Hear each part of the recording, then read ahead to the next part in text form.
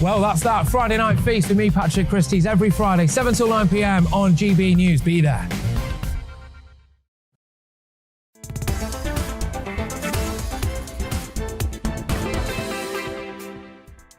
Hello, good afternoon and welcome. This is GBNews on TV, online and on digital radio. I'm Nana Akua. And for the next 2 hours, me and my panel will be taking on some of the big topics that are hitting the headlines right now. This show is all about opinion. It's mine, it's theirs, and of course it's yours. We'll be debating, discussing, and at times we will disagree, but no one will be cancelled. So joining me today, it's comedian Leo Kearse and Conservative commentator Reverend Calvin Robinson. Before we get started, let's get your latest news headlines.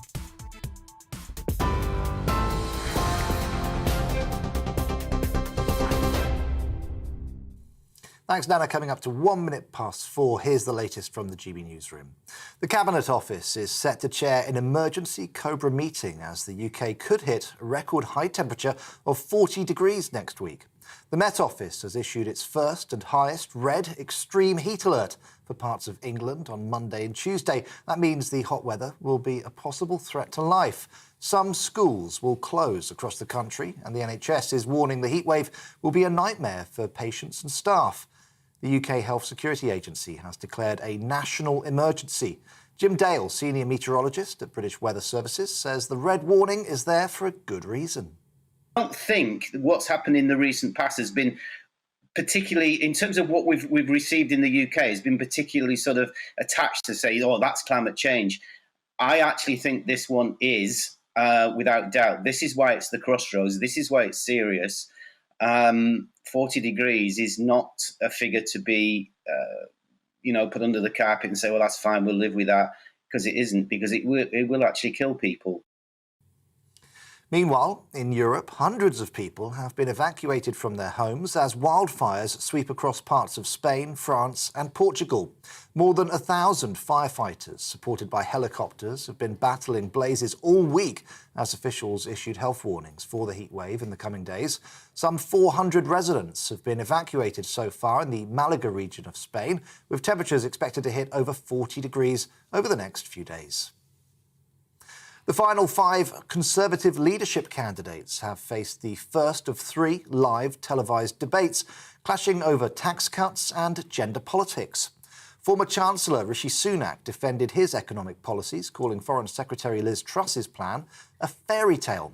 Equalities Minister Kemi Badenoch and International Trade Secretary Penny Mordaunt traded words over trans issues. Meanwhile, backbencher Tom Tugendhat said trust in the Tory party has been collapsing. Speaking to GB News earlier, he told us the debate went well. I thought Rishi was all over the detail. I thought Kemi made her points extremely clearly. I thought it was perfectly clear that Penny knew what she was on about and was explaining her policies and her issues well. And Liz made a very good case for why she was so important in government for the last 10 years. I think, frankly, I think that demonstrates a huge depth of talent in the Conservative Party and why Keir Starmer should be very worried. Meanwhile, Rishi Sunak says the Conservative candidates are all on the same side. I've got enormous respect and admiration for all of my colleagues who are standing to be leader, and it's right that we have passionate debate about these issues. And when this election is over, we have to remember we're all part of the same Conservative team, the same Conservative family, and we're going to come together and serve the British people. In other news, President Joe Biden says the US will remain an active and engaged partner in the Middle East. In his first visit to the region since becoming president, he held a summit with 6 Gulf states, plus Egypt, Jordan and Iraq. He also held talks with Saudi Crown Prince Mohammed bin Salman, which has drawn criticism in the US. Biden had previously promised to make Saudi Arabia a pariah on the global stage over the murder of Washington Post journalist and Saudi Arabia critic Jamal Khashoggi in 2018. The United States is invested in building a positive future in the region in partnership with all of you, and the United States is not going anywhere. This is a table full of problem solvers. There's a lot of good we can do if we do it together. Thank you again for inviting me. And finally, protesters in Sri Lanka say they're looking forward to a new president to get the country out of its current economic crisis. It's after they stormed President Rajapaksa's home and offices, forcing him to resign and flee to Singapore. Sri Lanka's parliament has started to elect a new president. The country's prime minister, who's also faced calls to resign, is standing in the interim. It's as a shipment of fuel arrived to provide some relief to the crisis-hit nation. This is GB News. We'll bring you more as it happens. Now let's get back to Nana Akua.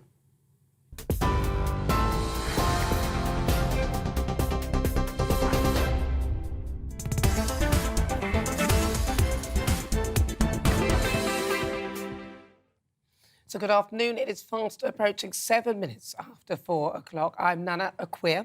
This is GB News on TV, online and on digital radio. When did we get so alarmist? I blame COVID. Remember that? Now, this weekend is going into Monday and Tuesday, the temperature is predicted to rise to over 40 degrees. Now, yesterday's leadership debates were overshadowed with today's headlines. Headlines like this one on the front page of The Guardian: thousands may die as record highs expected. On the Mirror, meltdown, first ever red alert on deadly heat wave issued. And The Star led with, we're going to need a bigger lilo, global warming to bring great whites to Britain. Now, you'd think that we're in the path of an asteroid the size of the Earth rather than a few days of maybe, if we're lucky, 40 degrees heat. We were less worried about Vladimir Putin pressing the red button. It's ridiculous. In any case, most of the time, they're wrong. Good afternoon to you. Earlier on today, apparently a woman rang the BBC and said she heard that there was a hurricane on the way. Well, if you're watching, don't worry, there isn't. Michael Fish, totally wrong. There was a hurricane, one of the worst this country's ever seen. He never lived that down. Gone are the days of the smiley weather maps. Now, they all look like they're on fire. Another word for fear, and they're blood red. We are hooked on a dart of an alarm, and I think I know why they're doing it. Net zero, a money-spinning extreme and impossible goal that only relates to the zero sum you will have in your bank account by the time they're done with you. All the bad things that you're doing now are apparently causing the planet to heat up and we will all die. The other day, I spoke to Laura Dodsworth, who spoke about the government paper which was preparing us for so-called global warming, often interspersed with the words climate change. On the 1st of November in 2021, the government's Nudge Unit issued a joint report with the broadcaster Sky called The Power of TV, Nudging Consumers to Net Zero. In fact, weather reports are mentioned 3 times specifically in this report about how they can be used to make people aware of environmental change. So I think that what we're seeing here is essentially a temperature check for how nudge is being used in the media. Yes, nudging us to net zero. Other countries in the world, however, like Spain, which a lot of people are off on holiday to specifically for the sunshine, are already basking in over 40-degree heat. In fact, this morning I did my heat yoga class. I do one every Saturday morning and usually 3 to 4 times a week, exercising very slowly in similar temperatures. It really isn't that bad. We've had the likes of Extinction Rebellion insulate Britain and Just Stop Oil, gluing their hands to anything that is worthy of publicity, warning of the catastrophic damage that we are apparently causing to the planet. And this over-egging of the weather is yet another dig. People are scared to leave their homes. School closures are being announced left, right and centre, and we are being told to stay indoors. I heard predictions that 100,000 people will die because of it. Sound familiar? Look, I'm not saying that you don't need to take care in the heat, but it is no different to, say, going on holiday to a hot country like, say, Ghana. You're not guaranteed air conditioning there, but life goes on. Fear is being programmed into everything that is out of our control. It's a money spinner with many beneficiaries. But don't worry, if you manage to live through this, we'll be back to our usual cack cold weather on Thursday.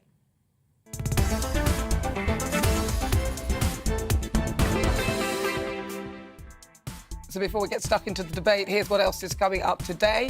At 5 o'clock, it's Difficult Conversations, and today we're discussing grooming gangs. More than 1,000 children were abused by sexual grooming gangs in Telford during decades of failings by police and authorities. An independent inquiry found that rape, sexual abuse, brainwashing, drugging and other crimes had thrived unchecked in the Shropshire town since the 1970s. I'll be joined by Samantha Smith, a survivor of grooming from Telford. And coming up in the Great British Debate this hour, I'm asking, with Sunak leading the pack, who will join him in the final? The 5 remaining Tory leadership candidates have faced off in the first live TV debate of the contest over trust, tax cuts and cost of living crisis. I'll be honest, I fell asleep halfway through. Luckily, I recorded it. I had to go back and look at it again. But who fell short of the mark on the big stage? So for the Great British Debate this hour, I'm asking, with Sunak leading the pack, who will join him in the final? And coming up before 5, I'll be joined by royal commentator Richard Fitzwilliams for a right old royal roundup. A new book has claimed that the Queen expressed relief that Meghan was not coming to Prince Philip's funeral shortly before the ceremony.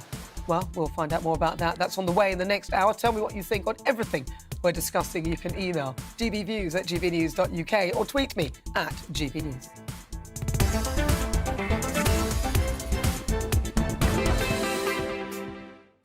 Right, let's get started. Let's welcome again to my panel comedian Leo Kearse and Conservative commentator Reverend Calvin Robinson. Right, I'm going to start with you, of course, Calvin, because obviously the Conservative commentator and so on and so forth. That was interesting yesterday. It was good to watch and see them all. What was your overview in your mind? I thought it was quite good, actually. So I watched yesterday the Con Home hustings and then the Channel 4 hustings. I thought the Channel 4 one was much better because they had questions from the real people in the audience, which makes a big difference from the scriptured, pre-prepared stuff. Overall, I think Tom Tugendhat nailed it. But I think, as Leo and I were talking beforehand, he's got nothing to lose because he's going to be the first one out. So, of course, he can pretty much say whatever he likes. But still, his performance was top quality. I think Penny was squirming throughout, Penny Mordaunt.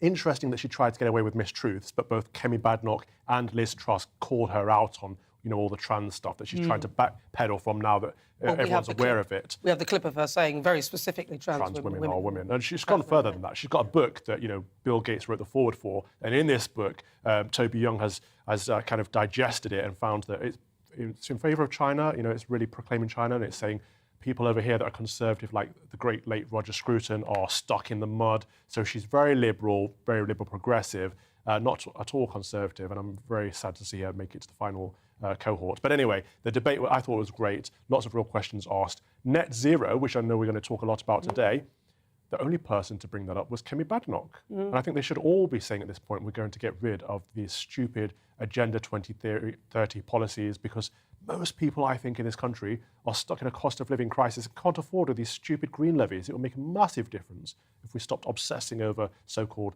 climate change and just let people keep more of the money they earned and stop putting these fuel duties on and all these stupid green taxes. It's not even really green, is it? I mean, a lot of the time, the green thing they're talking about is actually quite a filthy green.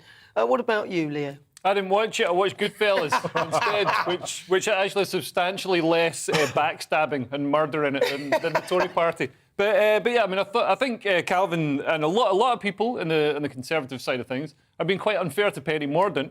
I think her liberalism and her centrism could actually be a strength, could help win over, swing voters or even some Labour voters who might be a little wary of voting Labour at the moment. And there aren't many Labour You're voters, right. She could win over the left, but she'll lose the right. Yeah, people like me would never vote for her. No, I would never vote for her. Well, that's a nonsense to be so ideologically rigid that you won't vote for somebody on the Conservative side who, like in a general election, would you vote for Penny Mordaunt? No. You wouldn't vote for. Me neither. I think if you can't tell a fundamental truth that men are men, this women is such are women. a fringe issue. No, it's not fringe. It's not fringe issue. It comes down to. I need to counteract that. I'm a woman, right? This is not a fringe issue. Are you sure? For me. I'm 100% positive.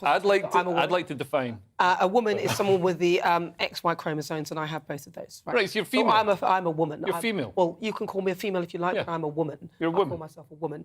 A trans woman, in my view, is not a woman. A trans woman, sorry, let me finish. I listened to you. You listened to me for like 3 seconds. I'll let you finish. I've got to tell you, I saw Goodfellas.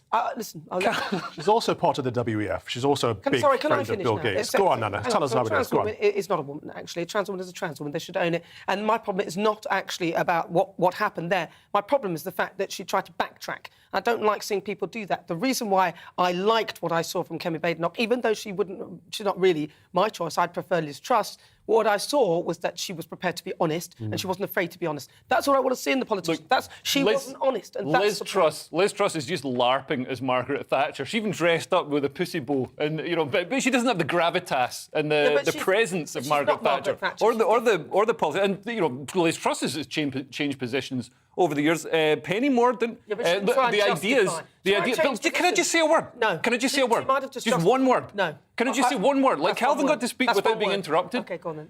Like the ideas on the right. You don't interrupt. The ideas on the right of the party, so immigration and low tax, which previously would have been seen as quite sort of far over to the right of the Conservative Party, they've now become mainstream. And Penny Mordaunt will have been infused. All the candidates will be infused with these ideas, which are becoming normal in the Tory party. We'll talk more about that when we get to the big debate, because that's what that's about. But what I want to get back to you is this whole weather thing. We're told, oh my God, I mean, I think one of them said 100,000 people will die.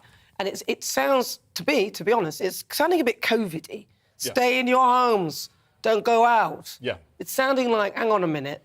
Well, yeah, for a start, as a Scotsman, like 11 months of the year in London are at a dangerously high temperature. But on a serious note, people are worried about deaths from heat. Nobody ever seems to worry about deaths from cold. And the British Medical Journal did a big study on deaths from heat and deaths from cold. There are 20 times as many deaths from cold as there are from heat. Exactly. I don't know what the big deal is. I mean, what do you make of this? I mean, they're saying if we're lucky, it might be 2 or maybe 3 days. This weather isn't unique.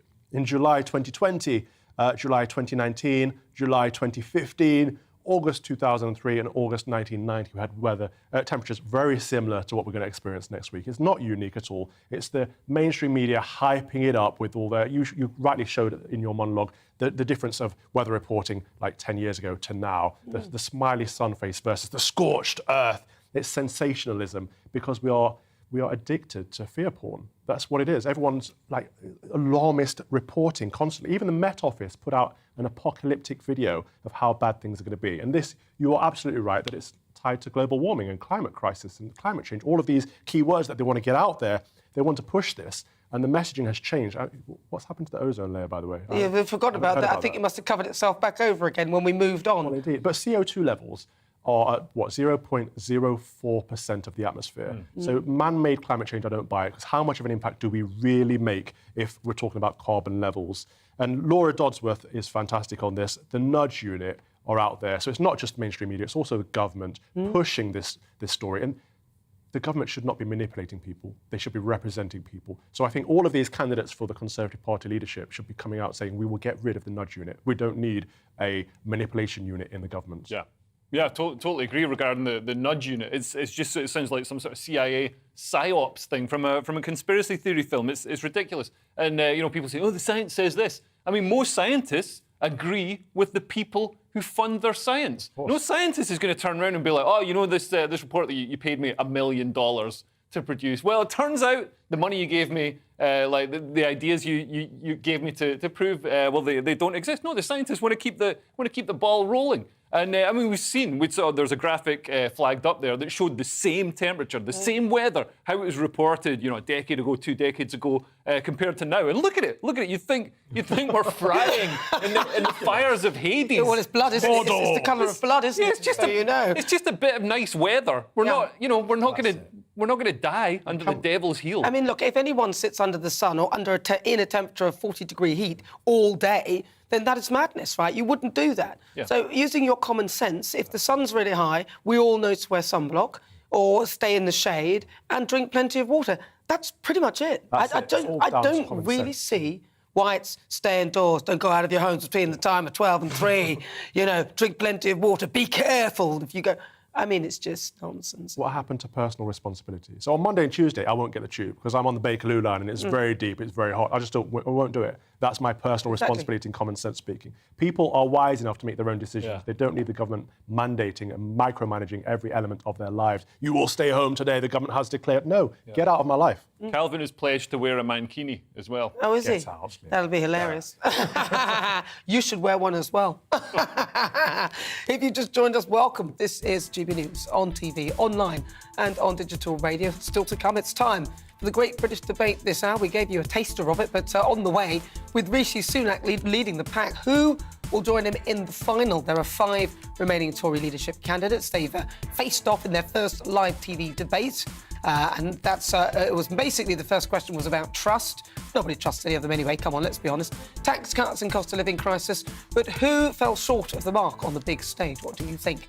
So for the Great British Debate this hour, I'm asking, with Sunak leading the pack, who will join him in the final? Send me your thoughts. You can email gbviews@gbnews.uk. Tell me what you think. You can also tweet at GBNews. I've got a poll up right now, and I'm asking you, with Sunak leading the pack, because that's what most people are saying, he has got the highest number of votes at the moment, who do you think will join him in the final? So cast your vote now. But first, let's get an update with the weather.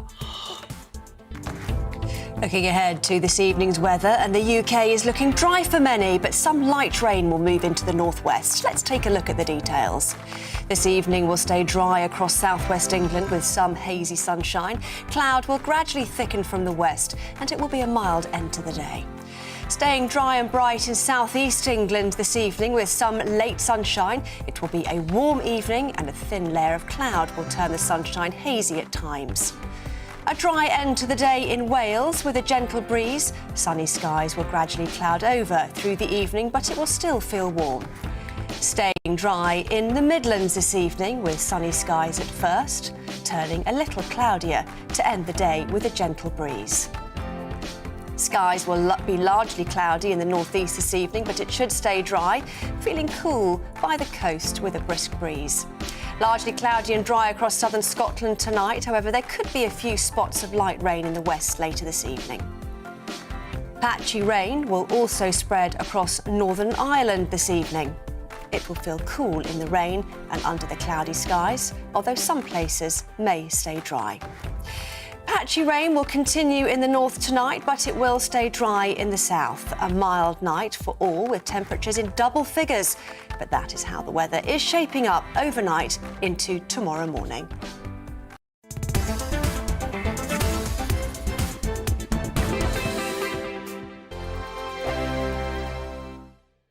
We are GB News. We're right across this great nation. On TV. On radio. On digital. Absolutely everywhere. We don't talk down to you. We embrace all voices with honest and civilised conversation. We are not part of the establishment. We're one of you. And we're only getting started. Join us on GB News, the People's Channel, Britain's news channel.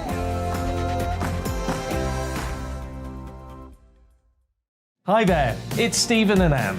At breakfast from 6 a.m, you'll always be caught up with everything you need to know, the latest headlines, opinions and debates. We'll bring you the good news and the bad, but most of all, we're here for you. Remember, send in your views and let us know what you would like us to talk about.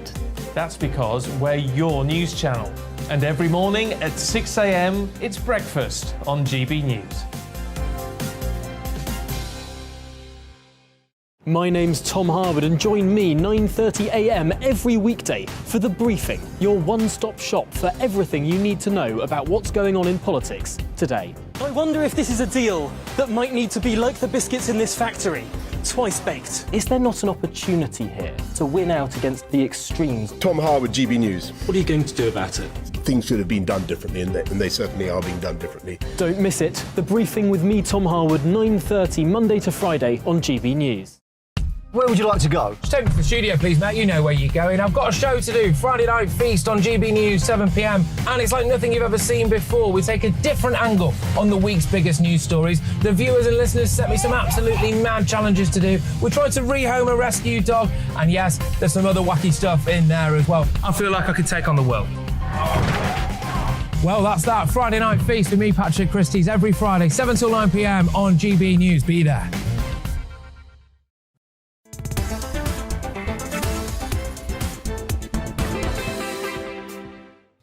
Good afternoon. If you've just joined us, where have you been? It's OK, it's just the beginning of the show. I'm Nana Akua. This is GB News on TV, online and on digital radio. It's coming up to 26 minutes after 4 o'clock. Now, before the break, I was discussing what Brits do, why we're so terrified of the weather or why they're trying to make us so scared. Let's see what you've been saying. Rod says, why is it being reported that we're going to hit 40 degrees Celsius? That is based on a computer model and the human expert opinion is mid to high 30s. Stephen says people are panicking because it's going to be 35 degrees on Monday, yet they took an experimental vaccine so they could go and sit in 40-degree heat for 2 weeks. Yes, you make a very good point, actually, Stephen. Janice says they forgot that we had a big heat wave in 1976, 3.5 weeks of burning sun, grass went brown, reservoirs were really low of water. We've had all this before. And Ted said, mark my words, we'll be hearing that the reason the NHS can't treat patients is because of the hot weather, staff absence and many more attending A&E. Any excuse. Isn't it just? I mean, it just goes on. It's just, really. Anyway, don't forget, cover up, make sure you stay indoors, drink plenty of water for the potentially maybe 2-3 days, if we're lucky, of 40-degree heat. We'll see. But right now it's time for the Great British Debate, and I'm asking, with Sunak leading the pack, who will join him in the final? That's if he makes it. There are 5 remaining Tory leadership candidates, and they've faced off last night. It was their first live TV debate of the contest. The main topics were trust, tax cuts and cost of living. Here's a flavour of the heated debate that took place last night. We are facing a cost of living crisis. Families are struggling. But borrowing your way out of inflation isn't a plan, it's a fairy tale. I think it is wrong to put taxes up because that is what we're talking about. I've never been in favour of self-ID. I would have made the system much better, but I would not have divorced it from healthcare. Because when I took over as Equalities Minister in 2020, the policy that was being pushed was self-ID. So I don't understand how that would have changed unless someone else did it. Tom Tugendhat, is Boris Johnson an honest man? Well done.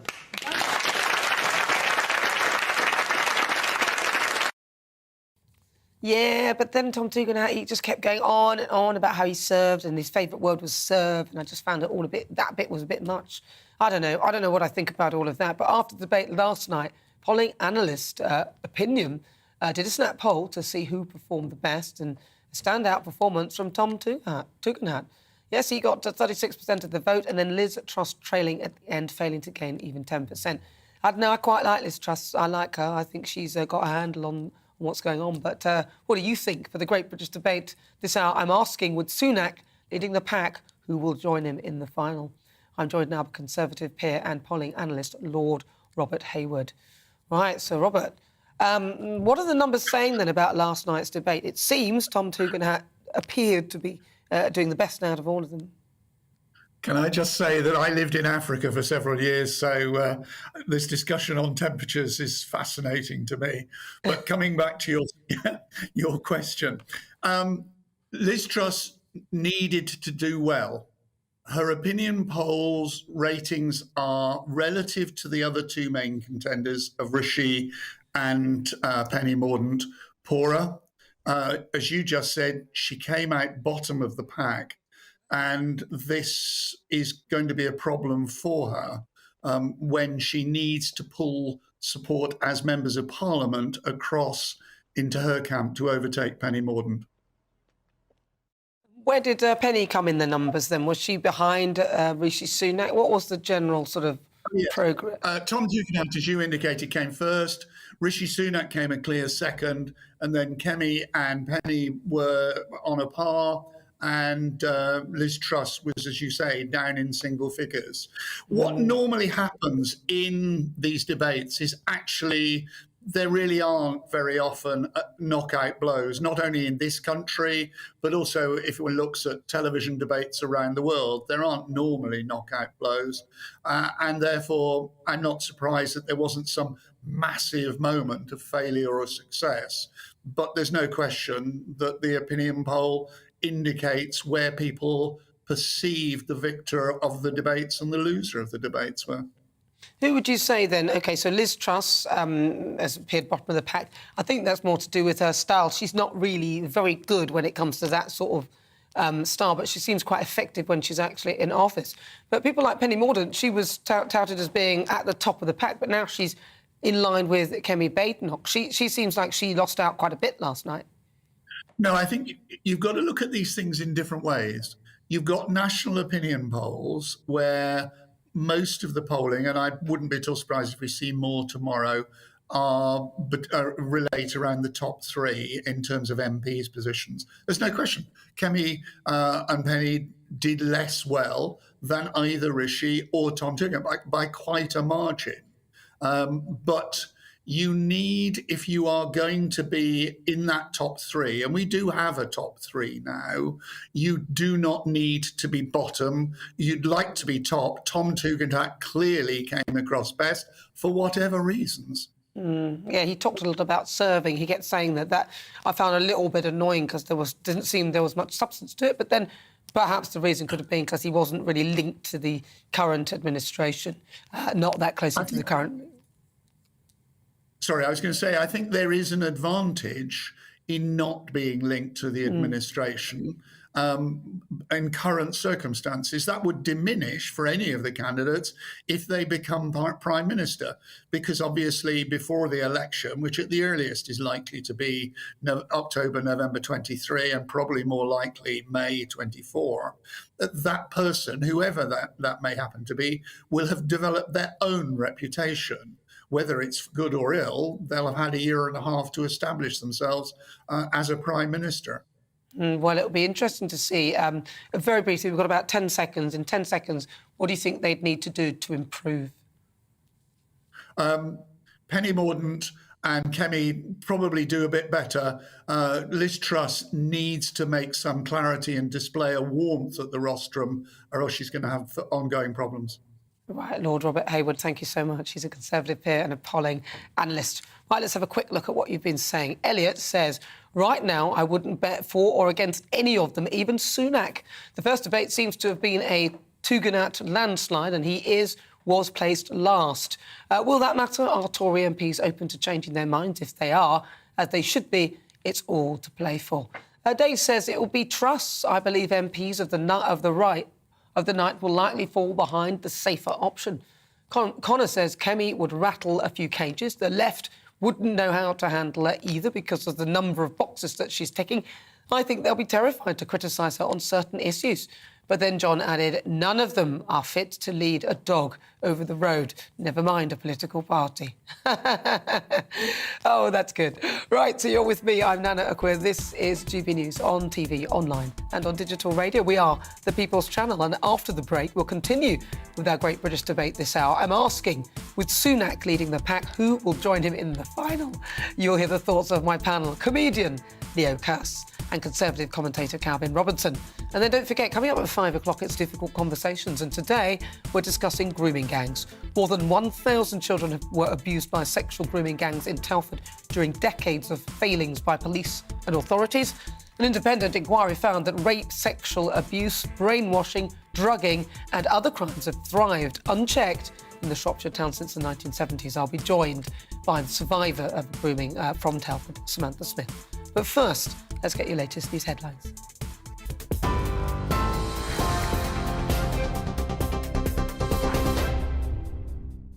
Thanks, Nana. 4:33, I'm Ray Addison in the GB newsroom. The Cabinet Office has chaired an emergency COBRA meeting as the UK could hit a record high temperature of 40 degrees next week. That's after the Met Office issued its first and highest red extreme heat alert for parts of England on Monday and Tuesday, meaning the hot weather will be a possible threat to life. The UK Health Security Agency has declared a national emergency. Meanwhile, in Europe, hundreds of people have been evacuated from their homes as wildfires sweep across parts of Spain, France and Portugal. More than 1,000 firefighters have been battling blazes all week as officials issued health warnings for the heatwave in the coming days. The final 5 Conservative leadership candidates have faced the first of 3 live televised debates, clashing over tax cuts and gender politics. Former Chancellor Rishi Sunak defending his economic policies, calling Foreign Secretary Liz Truss's plan a fairy tale. Equalities Minister Kemi Badenoch and International Trade Secretary Penny Mordaunt traded words over trans issues. Meanwhile, backbencher Tom Tugendhat said trust in the Tory party has been collapsing. President Joe Biden says the US will remain an active and engaged partner in the Middle East. Today, he held a summit with 6 Gulf states, plus Egypt, Jordan and Iraq. Earlier in his trip, he held talks with Saudi Crown Prince Mohammed bin Salman. Biden had promised to make Saudi Arabia a pariah after the murder of Washington Post journalist and Saudi Arabia critic Jamal Khashoggi in 2018. US intelligence believed the Crown Prince was behind the killing, an allegation he denies. On TV, online and on DAB Plus radio, this is GB News. Now let's get back to Nana Akua in just a moment.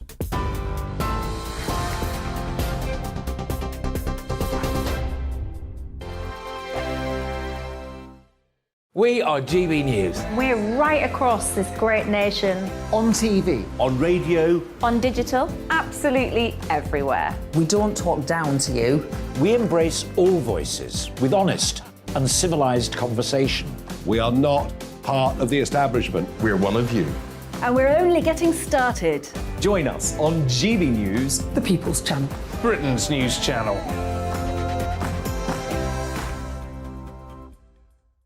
Hi there, it's Stephen and Anne.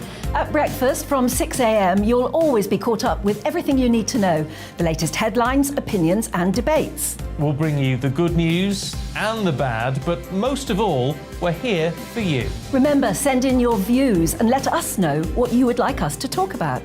That's because we're your news channel. And every morning at 6 a.m, it's breakfast on GB News. My name's Tom Harwood and join me 9:30 a.m. every weekday for The Briefing, your one-stop shop for everything you need to know about what's going on in politics today. I wonder if this is a deal that might need to be like the biscuits in this factory, twice baked. Is there not an opportunity here to win out against the extremes? Tom Harwood, GB News. What are you going to do about it? Things should have been done differently, and they certainly are being done differently. Don't miss it. The Briefing with me, Tom Harwood, 9:30 Monday to Friday on GB News.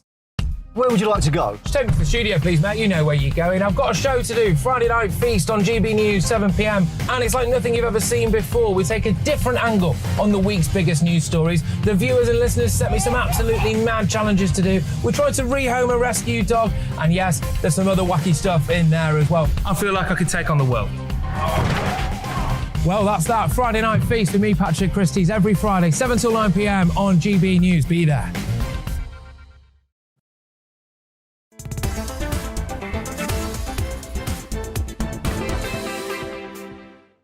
Good afternoon. This is GB News on TV, online and on digital radio. I'm Nana Akua. Now, back to our great British debate this hour. I'm asking, with Sunak leading the pack, who will join him in the final? That's, of course, if he makes it as well. Now, there are 5 remaining Tory leadership hopefuls. They faced off last night. It was their first live TV debate. The main issues were trust, tax cuts and the cost of living crisis, but I don't trust any of them. But who fell short of the mark on the big stage? So for the Great British Debate this hour, I'm asking, with Sunak leading the pack, who will join him in the final? That's if he makes it. Let's see what my panel make of that. I'm joined by comedian Leo Kearse and Conservative commentator Calvin Robinson. All right, Leo. Hello. Hello. Right, you didn't watch it, though. You said you didn't watch it. I'm aware of it. I know what a Tory party leadership contest is. Right, OK, so looking at the 5 of them, which one of them would you say would be a good leadership candidate? I would say either Kemi Badenoch or Penny Mordaunt. I know people are going to say they've got a lot of opposing views. They come from different wings of the party, but I think they both have they're similar strengths in being very trustworthy and having great levels of personal integrity. Did you hear what Lord Truss said about Penny Mordaunt? There's this huge smear campaign at the moment. If you open any newspaper, there's all these smears coming out again. Both of her former bosses have come out. It wasn't just Lord Frost. It was also Dan Moynihan came out and said I had to fire her because she was rubbish. I think that's an absolute nonsense. If people in the Tory party were getting fired for being rubbish, there wouldn't be any Tory party left. So, but what he said is that he fired her for being no good. And there was another one, Lord Frost said that she was basically very difficult to get hold of. Her ministerial resume is quite extensive, and she's. I mean, I don't think. What has she accomplished as a minister? I don't know. Okay. You're the politics. Because, you know, she tried to get rid of the E from OEE because of the word empire. Yeah, and you know about I can tell you what she tried to accomplish. She tried to accomplish self-ID for trans people. She spoke about self-ID. She tried to accomplish self-ID. She tried to change mothers to pregnant people in legislation. They are pregnant people. But they're also mothers. Are they mothers? Ridiculously woke policies that she tried to push. She's chummy with China. She's chummy with Bill Gates. She's chummy with the WEF. She's not the kind of person. Great people. Oh, okay. Well, anyway, so but look, some people, yeah. So you think Penny Mordaunt, and there are a lot of people. In actual fact, she's very popular apparently with the Conservative Party members. But then I think the average age of the Conservative Party members is about 72. So I think that's the case. I don't know. I mean, look, I started to like the look of how she comes across and things. But I think it was just the trans comments that she made that I just couldn't get past that. And to me, that is a big deal. And actually, it sort of means that she is weak against someone like Keir Starmer, who couldn't name what a woman is. And that's a worry. You said you've got XY chromosomes. Yeah. That makes you a man. Oh, XX. I was testing you. Yeah, no, XX. But basically, I have different chromosomes to a man. That's right, yeah. Very good. Well done. As I was saying, I was thinking, which one is it? But I don't really care. The bottom line is that I am a woman, and I know I'm a woman. Right, Calvin? It's a race for second place, isn't it? That's the problem. We know Rishi Sunak is going to get first place. That right there shows you that this is an establishment stitch-up. All right, so it's the people versus the elite, because the party members do not support Rishi Sunak. In all the polls, all of the women beat him all the time. So why are the parliamentarians supporting him so heavily? Over 100 parliamentarians have backed him over all of the women. Yeah.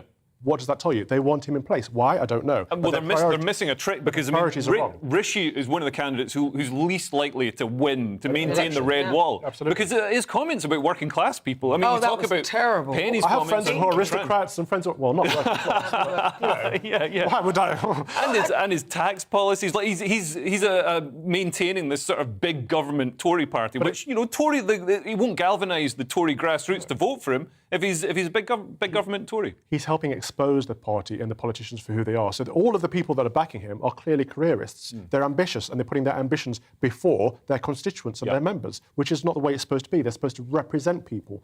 And this is why I think we need someone who's honest, someone who can speak the truth.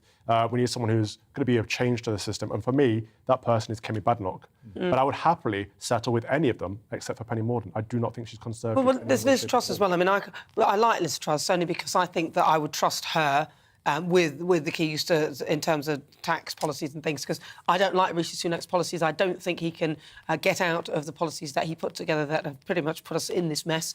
Yes, there was COVID, but then he printed way too much money, and he also lent £12 billion to people and hasn't bothered to try and get it back. And that annoys me, especially when he's trying to now get it out of my taxes, and he is a billionaire, married to a billionaire, and he doesn't understand. I think it's easy for him to put taxes up when he might not be paying all his taxes. He's like, for a while he had a green card and his wife was non-domiciled, so his tax burden wasn't, the same as the ordinary person's. And also, I don't think he really had a good answer for that on the debate. In fact, Liz Truss owned him on that one, where she said we should consolidate all the COVID debts into a COVID debt, like we had a war debt, and offset it for years, because people are in a cost of living crisis. We should not be paying that back right now because we can't afford it. I thought that made a lot of sense. Well, it does, doesn't it? He kept going on about how she's borrowing more. But he doesn't say anything. No, he kept going on about what? So he kept going on about borrowing more. You're borrowing more.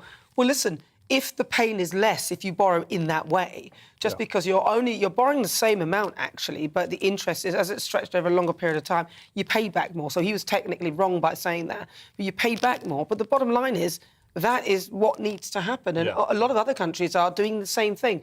Liz Truss was talking about putting us on a war footing, which is what COVID was in a sense. We were at war with the virus. And now we are trying to get better and get back. And you don't do that by stifling growth, by taxing people to the hilt. And I don't understand why he doesn't get it. Also, just very briefly, there are a lot of people that he did not give money to. So there's about 3 million self-employed people who got nothing from him. And he didn't even understand it. It's as though he thought that they must have some money somewhere that would support them and nothing bad could happen to them. And that simply wasn't true. And I don't understand how he had such a lack of empathy. You're right. And Liz Truss is fantastic and she's great at a lot of things, but she did not do very well in that debate and she's not doing very well in the numbers. So I would say to the right of the party right now, they need to unite behind a figure. There's only one remaining. There's only one Conservative in that ballot paper, and that is Kemi Badenoch. So Steve Baker, Suella Braverman, Sir John Hayes, the European Research Group, the Common Sense Group need to get their act together and back Kemi Badenoch, because she's the only chance of getting a Conservative as leader of the Conservative Party and Prime Minister of this country. They need to stop playing games and get behind her. What about Tom Tugendhat there? People are saying that he seemed to do quite well in the debate. He's had no ministerial experience. So, I don't think you can go from nothing to being Prime Minister. Well, some people might say that's a strength because he hasn't got any links with the previous ministers that were presided over Boris Johnson. No, I think he's having a go and he's getting his face out there, doing a Rory Stewart, just building his profile. He's a good man, and I hope he gets a good ministerial position in the next government. But I don't think he should be a leader. No, I felt he lacked substance as well with the things he was saying. He kept talking about how he serves and how he serves and how he serves. It's like, OK, but what are you saying? And actually, one of the a conversation that I heard him talk about last week sometime, he was talking basically about how he's going to change things. He was talking about Brexit, and he said basically he will create a Brexit where everybody wins. And I thought to myself, that sounds like you're saying that you may be doing something with the single market, and I don't like the sound of it. He said one that everybody wins, and I just thought, you voted to remain. Not everyone can win. It's a majority thing. Brexit is softening as a galvanising issue for voters. People don't mind Brexit softening a little if it means we can have a higher standard of life. Well, softening, but not to the point where you then end up entering the single market and then it no longer becomes Brexit. That's not Brexit. Oh, yeah, we're not going to suddenly fly a European flag over every house. Well, that's what was worrying me about the way he was speaking when he says, I want one that everyone benefits. I thought, well, if you voted to remain, you won't benefit until you actually got back in. They could have been harder. They could have been like, look, I'm going to take us out of the ECHR, and I'm going to cut net zero. They could have been firmer down the line. None of them were. They played it a bit safe, to be honest. Yeah, they didn't do anything really. I was pretty disappointed, which is probably why I fell asleep. I think I was expecting much more than what I got. You should have watched Goodfellas. Well, you obviously didn't watch the debate, so you can keep your traps out. You don't know what you're talking about. Do you get a vote, Leo? Yeah. You do? Oh, no. In what? In this election. I thought you were talking about Britain's Got Talent. No, I think I'm still registered to vote in Glasgow. But you're just not a member just of in the case there's another Party. referendum. But no, I'm not a member of the Conservatives yet. Well, now you mentioned it, though. What do you think of it in terms of Scotland? Which leader do you think would be better for them? I think in terms of heading off a Scottish referendum, not that that's going to happen anyway because it's illegal. It's just Sturgeon rattling the chum bucket for her followers. But yeah, I think I genuinely think Penny Mordaunt would possibly be the best. Or this is a good idea. Penny Mordaunt can go be the leader of the Scottish Conservatives. Oh, that'd be a good idea. She should perhaps do that. Right. Well, this show's nothing without you and your views. Let's welcome our great British voice, your opportunity to be on the show and tell us what you think about the topics that we're discussing. Right, where should we go over today? Should we go back to Kidderminster? Yeah, I love it in Kidderminster. I quite fancy having a chat with John Reid. I spoke to him the other day. Yes, let's go to John. John! Hello, John. Now, I presume... Good afternoon. Now, I presume you watched the debates last night? I did. Like watching a circus, wasn't it? Yeah, who do you think came up? I fell asleep. Boring, but who do you think came off best? I thought Tom came off best. I thought the other four were a complete waste of space, to be honest. They've all served in Boris's government, so they're all tainted, aren't they? The only reason I would say, Tom, I don't know much about him, that he's bad. I don't know much about him that's good either, but I know lots of things about the others. To my way of thinking, the Tory party needs to do something about a variety of things. Cost of living should be looked at, the NHS. Imagine waiting 6 or 12 hours for an ambulance. The education of our children, the prison service, which I have an awful lot to do with, transport generally, all of these things. The list is endless. Boris did not a lot for any of it. So what I think it's done, certainly for me and probably for a lot of people of the public, which is totally irrelevant here, isn't it? Because we're not getting asked. No. What it's done is given you an extreme bad taste for what they're trying to do. So, I think it's just a charade, to be honest. I think the solution is a simple one. Appoint one of them and I hope they've got enough about them to call a general election straight away, and then we can see what the policies are. And it's the policies to the population that matter. Yeah, well, they're not going to do that because they just want to stay where they are for a couple more years and keep earning a crust. John, thank you very much. That's John Reid in Kidderminster. He was the great British voice for this hour. Right, so today I'm asking you, with Sunak leading the pack, who will join him in the final? Lots of you have been getting in touch. David says, as a Conservative Party member, oh, great, David, and therefore a voter in the final too, I can tell you that most party members will not vote for Rishi. I think it will be Liz Truss who will be the next Prime Minister. You know what? That depends on whether they sort of let her through, though, doesn't it? Let's see what Helen says. She says Tugendhat and Sunak were looking like a couple of viperous backstabbers that they are, running their own agendas. Mordaunt is a sheep and Truss is wooden like a rabbit caught in the headlamps. Kemi, I'm not so sure about. Well, which one do you want, then? Helen, you haven't said. But then Jess says, if Badenoch makes it through with her lack of experience and qualifications for the job, then it will clearly be a setup from behind the scenes and not a genuine, trustable process. Calvin doesn't think so. Do you think that? No. What lack of experience? She's been a minister across multiple portfolios. She's had multiple briefs. She's worked really hard and got lots of stuff done. You can look at the reports that she's produced. What more experience do you want? Well, no, according to Jess, it's not enough. It's not enough. She's got more experience than David Cameron had when he was elected. Well, he ran off, didn't he, after he set up the Brexit thing? Well, let's see what Barry says then. In my opinion, he says a win for Sunak would mean a win for Starmer. Yeah. That's pretty true, right? There's a poll up on Twitter throughout the show. I'm asking, with Sunak leading the pack, who will join them in the final? And currently, what do you think, Calvin? Who do you think? Kemi's winning, followed by Mordaunt. Let's see. Penny Mordaunt, 31%. Liz Truss, 17%. Kemi Badenoch, 44%. And Tom Tugendhat at 7%. So you are right, what do I Kemi, win? they think. Well, we'll see. Wow. Well, we'll see. Well, I wonder if that will happen. Listen, you're with me. I'm Nana Akua. This is GB News on TV, online and on digital radio. Now, after the break, a new book has claimed that the Queen expressed relief that Meghan was not coming to Prince Philip's funeral shortly before the ceremony. But first, it's a short break. Hello, I'm Alastair Stewart, and I'd invite you to join me at noon on Saturdays and Sundays for Alastair Stewart and Friends. I've been in this business for over 40 years. Now, here at GB News, I've never been happier. I get to choose the big stories that really interest me.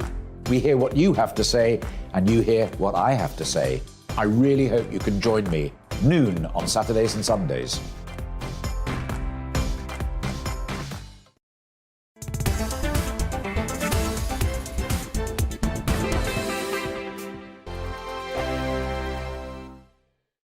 We are GB News. We're right across this great nation. On TV. On radio. On digital. Absolutely everywhere. We don't talk down to you.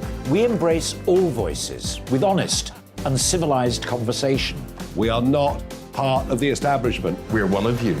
And we're only getting started. Join us on GB News, The People's Channel. Britain's news channel.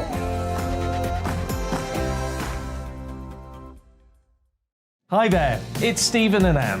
At breakfast from 6 a.m, you'll always be caught up with everything you need to know, the latest headlines, opinions and debates. We'll bring you the good news and the bad, but most of all, we're here for you. Remember, send in your views and let us know what you would like us to talk about. That's because we're your news channel. And every morning at 6 a.m, it's breakfast on GB News. My name's Tom Harwood, and join me 9:30 a.m. every weekday for The Briefing, your one-stop shop for everything you need to know about what's going on in politics today. I wonder if this is a deal that might need to be like the biscuits in this factory, twice baked. Is there not an opportunity here to win out against the extremes? Tom Harwood, GB News. What are you going to do about it? Things should have been done differently, and they certainly are being done differently. Don't miss it. The Briefing with me, Tom Harwood, 9:30 Monday to Friday on GB News. Where would you like to go? Just take me to the studio, please, mate. You know where you're going. I've got a show to do. Friday Night Feast on GB News, 7 p.m. And it's like nothing you've ever seen before. We take a different angle on the week's biggest news stories. The viewers and listeners set me some absolutely mad challenges to do. We tried to rehome a rescue dog. And yes, there's some other wacky stuff in there as well. I feel like I could take on the world. Well, that's that. Friday Night Feast with me, Patrick Christie's, every Friday, 7 till 9 p.m. on GB News. Be there.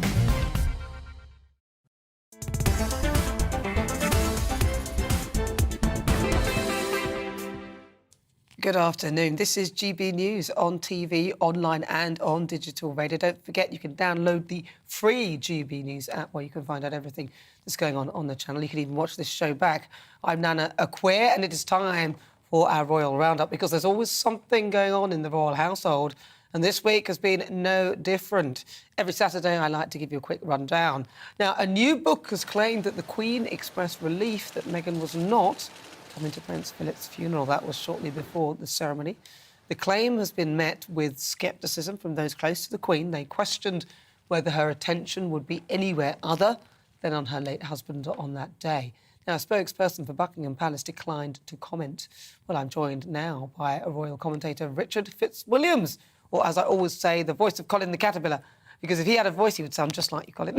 I mean, no, Richard, sorry. So, Richard, what do you think, then? Is this What's the guy who wrote the book, and how much does he have? How much knowledge does he have? How would he know this? Well, here I leave this to you and to listeners to be the judge.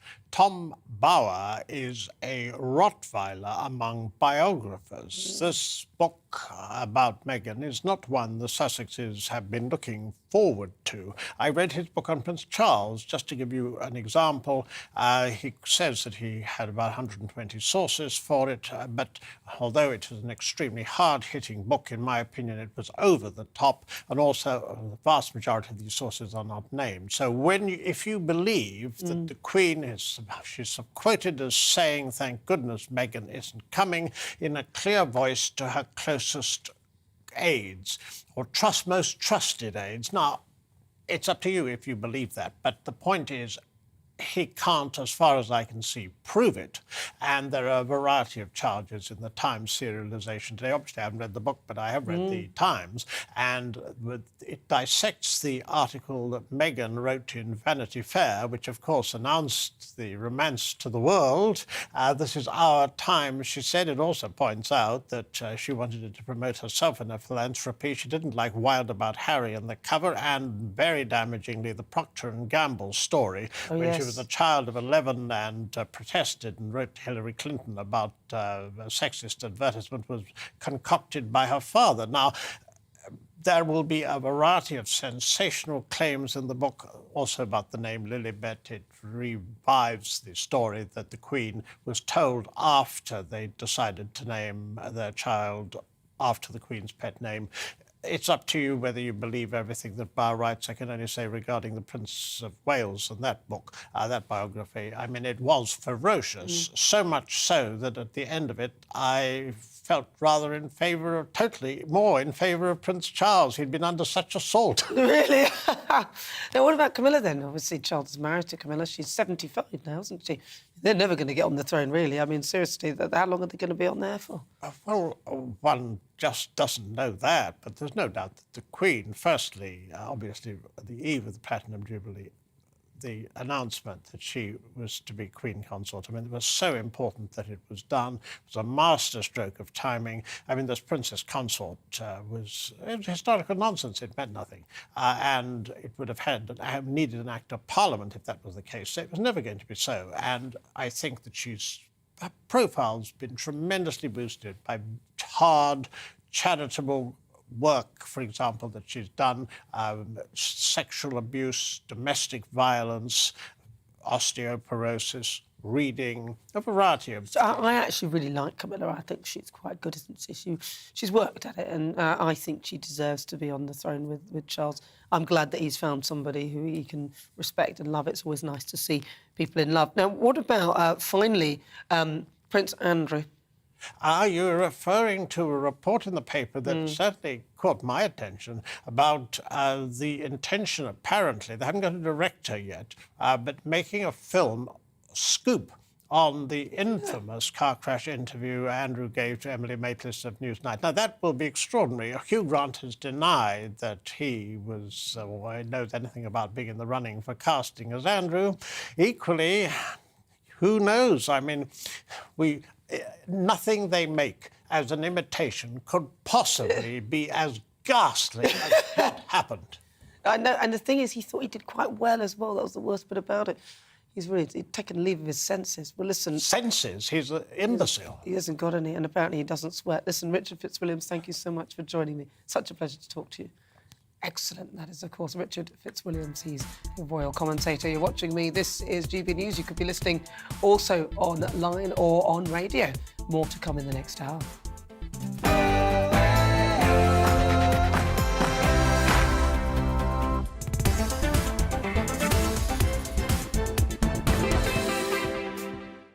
It's fast approaching 5 o'clock. If you've just joined me, where on earth have you been? I'm Nana Akua. This is GB News on TV, online and on digital radio. Now, for the next hour, me and my panel will be taking on some of those big topics hitting the headlines.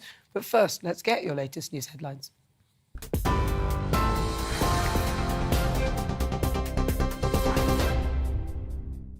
Thanks, Nana. It's almost exactly 5 o'clock. I'm Ray Addison in the GB newsroom. The Cabinet Office has chaired an emergency Cobra meeting as the UK could hit a record high temperature of 40 degrees next week. It's after the Met Office issued its first and highest red extreme heat alert for parts of England on Monday and Tuesday. That means the hot weather will be a possible threat to life. The UK Health Security Agency has declared a national emergency. Cabinet Minister Kit Malthouse says it will get hotter before the temperatures cool down by the end of next week. It's the second Cobra meeting, and in between the two, obviously, the first red alert, heat alert in the country's history was issued, which meant that things had obviously worsened slightly. We expect the heat to last for 2 days on Monday and Tuesday, when there's a possibility that records will be broken. But then later in the week, and certainly starting later on Tuesday, cooler air should start to come in from the southwest. Well, meanwhile, in Europe, hundreds of people have been evacuated from their homes as wildfires sweep across parts of Spain, France and Portugal. More than 1,000 firefighters have been battling blazes all week as officials issued health warnings for the heatwave in the coming days. Some 400 residents have so far been evacuated in the Malaga region of Spain. Temperatures there expected to hit over 40 degrees over the next few days. To other news, and the final 5 Conservative leadership candidates have faced the first of 3 live televised debates, clashing over tax cuts and gender politics. Former Chancellor Rishi Sunak defended his economic policies, calling Foreign Secretary Liz Truss's plans a fairy tale. Equalities Minister Kemi Badenoch and International Trade Secretary Penny Mordaunt traded words over trans issues. Meanwhile, backbencher Tom Tugendhat said trust in the Tory party has been collapsing. Speaking to GB News earlier, he told us the debate went well. I thought Rishi was all over the detail. I thought Kemi made her points extremely clearly. I thought it was perfectly clear that Penny knew what she was on about and was explaining her policies and her issues well. And Liz made a very good case for why she was so important in government for the last 10 years. I think, frankly, I think that demonstrates a huge depth of talent in the Conservative Party and why Keir Starmer should be very worried.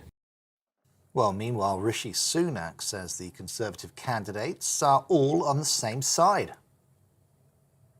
I've got enormous respect and admiration for all of my colleagues who are standing to be leader, and it's right that we have passionate debate about these issues. And when this election is over, we have to remember we're all part of the same Conservative team, the same Conservative family, and we're going to come together and serve the British people.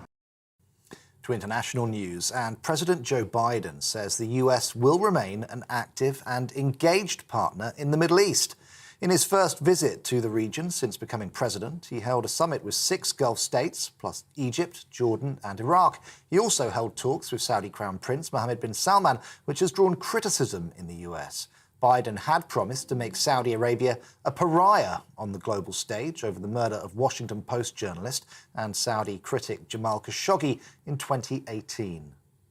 The United States is invested in building a positive future in the region in partnership with all of you, and the United States is not going anywhere. This is a table full of problem solvers.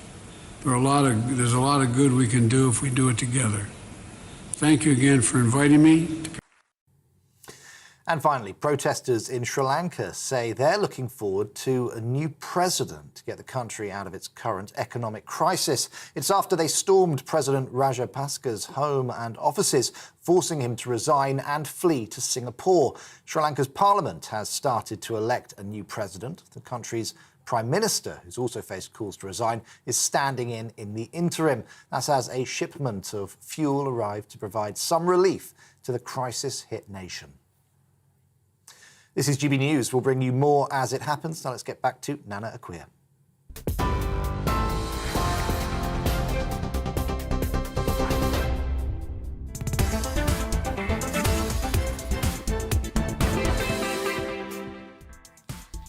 So good afternoon, this is GB News on TV, online and on digital radio. And for the next hour, me and my panel will be taking on some of those big topics that are hitting the headlines right now. This show is all about opinion. It's mine, it's theirs, and of course it's yours. We'll be debating, discussing, and at times we will disagree, but no one will be cancelled. So joining me today, it's comedian Leo Kearse and also Conservative commentator Reverend Calvin Robinson. Still to come in just a moment, it's difficult conversations, and today we're discussing grooming gangs. More than 1,000 children were abused by sexual grooming gangs in Telford during decades of failings by police and authorities. I'll be joined by a survivor of grooming from Telford, Samantha Smith. And for the Great British Debate this hour, I'm asking defence spending. Where is it on your list? It was at the top of Tom Tugendhat's. He kept talking about it. He kept going on and on. In fact, there were only two candidates who pledged to bolster Britain's defences, and of course Tom was one, and then Penny Mordaunt. As Russia advances further into Ukraine, should military spending and security be higher up on the agenda? So for the Great British Debate this hour, I'm asking defence spending, where is it on your list? You can email gbviews@gbnews.uk or tweet me at gbnews.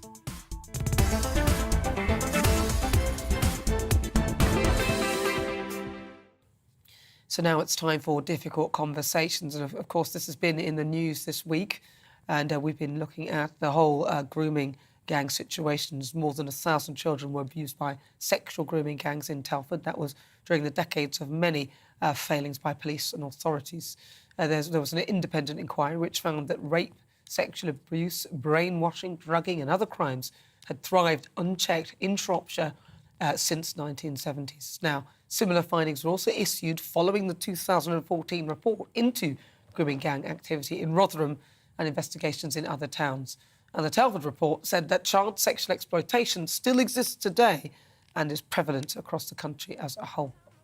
A survivor of grooming in Telford, Samantha Smith, said that she cried for 10 minutes upon hearing the results of the Telford inquiry, and she joins me now. Samantha, thank you so much for joining me. Now, I want to come back to your story because I know this is something that you have been through. Can you tell us some of your experience and how this happened to you? So I wasn't a victim of grooming gangs, but I was a victim of grooming and child sexual abuse in Telford. Bear in mind, Telford is, and this isn't talked about enough in my opinion, Telford is the child sex crime capital of the UK. More than Rotherham, more than Rochdale, more than Greater Manchester. The rate of child sex crimes in Telford was 16.4 per 10,000 versus a national rate of 7.9 per 10,000. That's a massive industrial scale problem. And for me, I was abused from the ages of 5 to 14 by various different men, both online, in person, in all of the conceivable ways, I suppose. Now, I mean, you talk so bravely about it as well. I know a lot of people will be frightened to come forward. How did you eventually manage to get your story heard? Because as far as from what I've heard, because it was so entrenched within authorities and police, nobody was believed it. It sounded like it was an absolute nightmare to actually get your voice out there.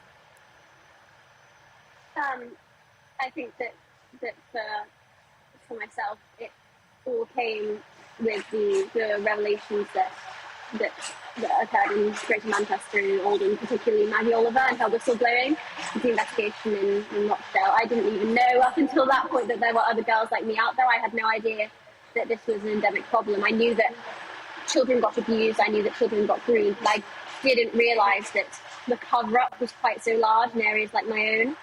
I think that the police, local authorities, social services, they did a very good job at keeping victims isolated and making them feel as though we were alone, as though we had nobody else, as though we were to blame for the abuse that we experienced and we didn't deserve help, support, or to move forward from it. Now, this happened to you, and you said this started when you were 5. So you must have thought in your mind that this was perfectly normal, because that's what you would remember. See, I had no other frame of reference for what was normal and what was abnormal. I knew that I didn't like it. I knew that I didn't want it. I knew that the hand in my underwear and the inappropriate comments, it didn't feel nice.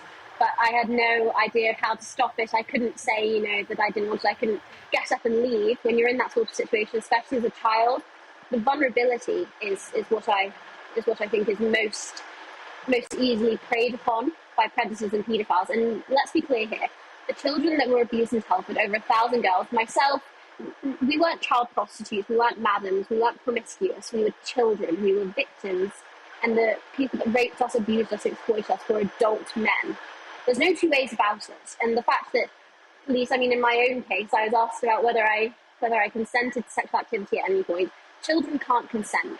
And those that are preying on vulnerable, innocent little girls in towns like Telford and up and down the UK, they shouldn't be allowed to get away with their activities simply because the girls are white, working class, or come from a difficult background. Are you surprised now that our politicians, well, for some time they weren't really talking about this, or in fact, many elements of the established media? It doesn't surprise me at all. Silence breeds ignorance, and if police, local authorities and the social services aren't saying anything about it, why would the media? These girls in areas like Telford, white working class girls being groomed by predominantly Pakistani men, and the media, Telford constabularies, they were scared to say it, and it's in the report that they were afraid to act on Pakistani grooming gangs over quote-unquote nervousness about race. This is exactly why nobody talked about it, because they didn't want to be branded racist. They didn't believe that white working class girls were worthy of help, and they didn't think that they just didn't believe us. They didn't think that the children being abused were worth their time. They dismissed girls in towns like Telford as white SLADSs, as child prostitutes, as troublemakers, and they made them feel as though they were to blame for the abuse they suffered, when once again, children can't consent. The children that were preyed on in Telford, it isn't their fault, it wasn't their doing, and for police to have turned a blind eye for so long makes them just as culpable and just as guilty as the people that held them down and raped them. Now, Samantha, I want to ask you with regard to West Mercia Police, because they said that there could be up to 200 perpetrators. Do you think that any of these people will ever be held to account for what they have done? Well, 7 men were jailed in 2012 as a result of Operation Chalice, I believe it was. But we've seen very few prosecutions after that, and I'd be very much surprised if West Mercia Constabulary took action in historic cases now. I mean, it was said in the report that even after Operation Chalice, even after all the CSE scandals had come out, the CSE team was scaled down to quote-unquote virtually zero. So, and even in the present day, the child exploitation team police has been broadened to cover criminal exploitation as a whole, so it isn't focusing on the exact crime that they're saying that they're trying to improve on. I think that there are still many changes that need to happen in Telford in order to keep victims safe. Well, listen, Samantha, you're very, very brave for speaking out. I mean, a lot of people like you give strength to others to speak out, so thank you very much for sharing your story. We'll leave it there because it sounds like somebody's digging a trench around you.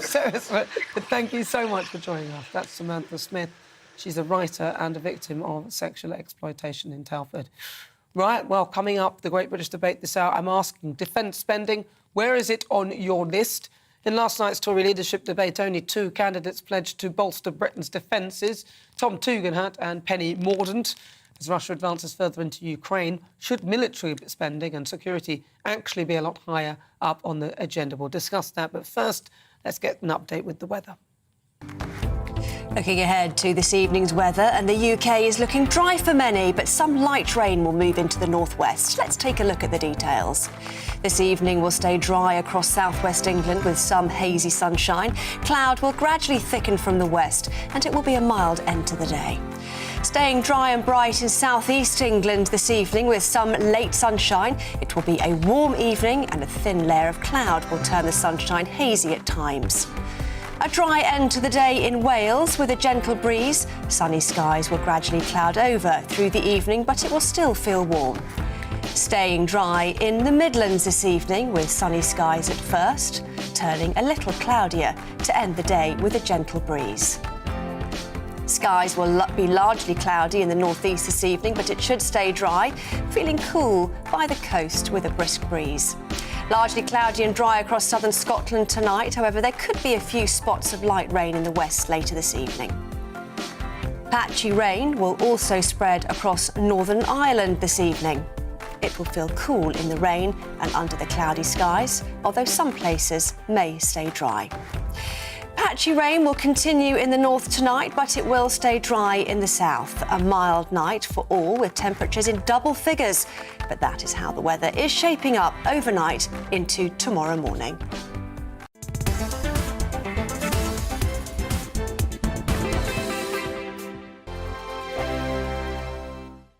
We are GB News. We're right across this great nation. On TV. On radio. On digital, absolutely everywhere. We don't talk down to you. We embrace all voices with honest and civilised conversation. We are not part of the establishment. We're one of you.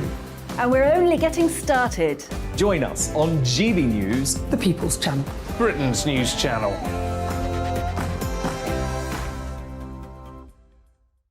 Hi there, it's Stephen and Anne.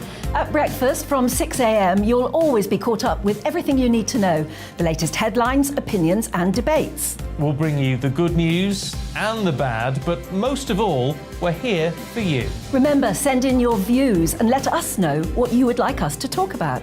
That's because we're your news channel. And every morning at 6 a.m, it's breakfast on GB News.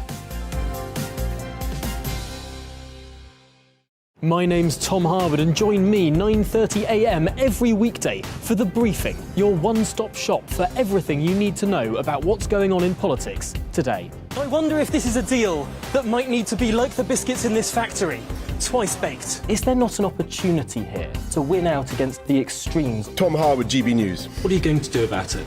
Things should have been done differently, and they certainly are being done differently. Don't miss it. The Briefing with me, Tom Harwood, 9:30 Monday to Friday on GB News. Where would you like to go? Just take me to the studio, please, mate. You know where you're going. I've got a show to do. Friday Night Feast on GB News, 7 p.m. And it's like nothing you've ever seen before. We take a different angle on the week's biggest news stories. The viewers and listeners set me some absolutely mad challenges to do. We tried to rehome a rescue dog. And yes, there's some other wacky stuff in there as well. I feel like I could take on the world.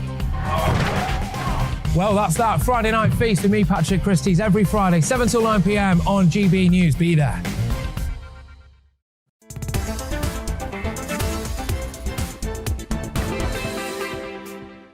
It's 17 minutes after 5 o'clock. This is GB News on TV, online and on digital radio. We are The People's Channel. I'm Nana Akua, and it is time for our Great British Debate this hour. I'm asking, defence spending, where is it on your list? Now, in last night's Tory leadership debate, only two candidates pledged to bolster Britain's defences, and those candidates were Tom Tugendhat and Penny Mordaunt. Now, they both advocated increasing Britain's defence spending to higher levels to meet NATO targets. But, I mean, I thought they had met those anyway. But with the Russian invasion of Ukraine and the ever-growing threat from the east, what do you think about defence spending? Do you think that it should be higher up the agenda?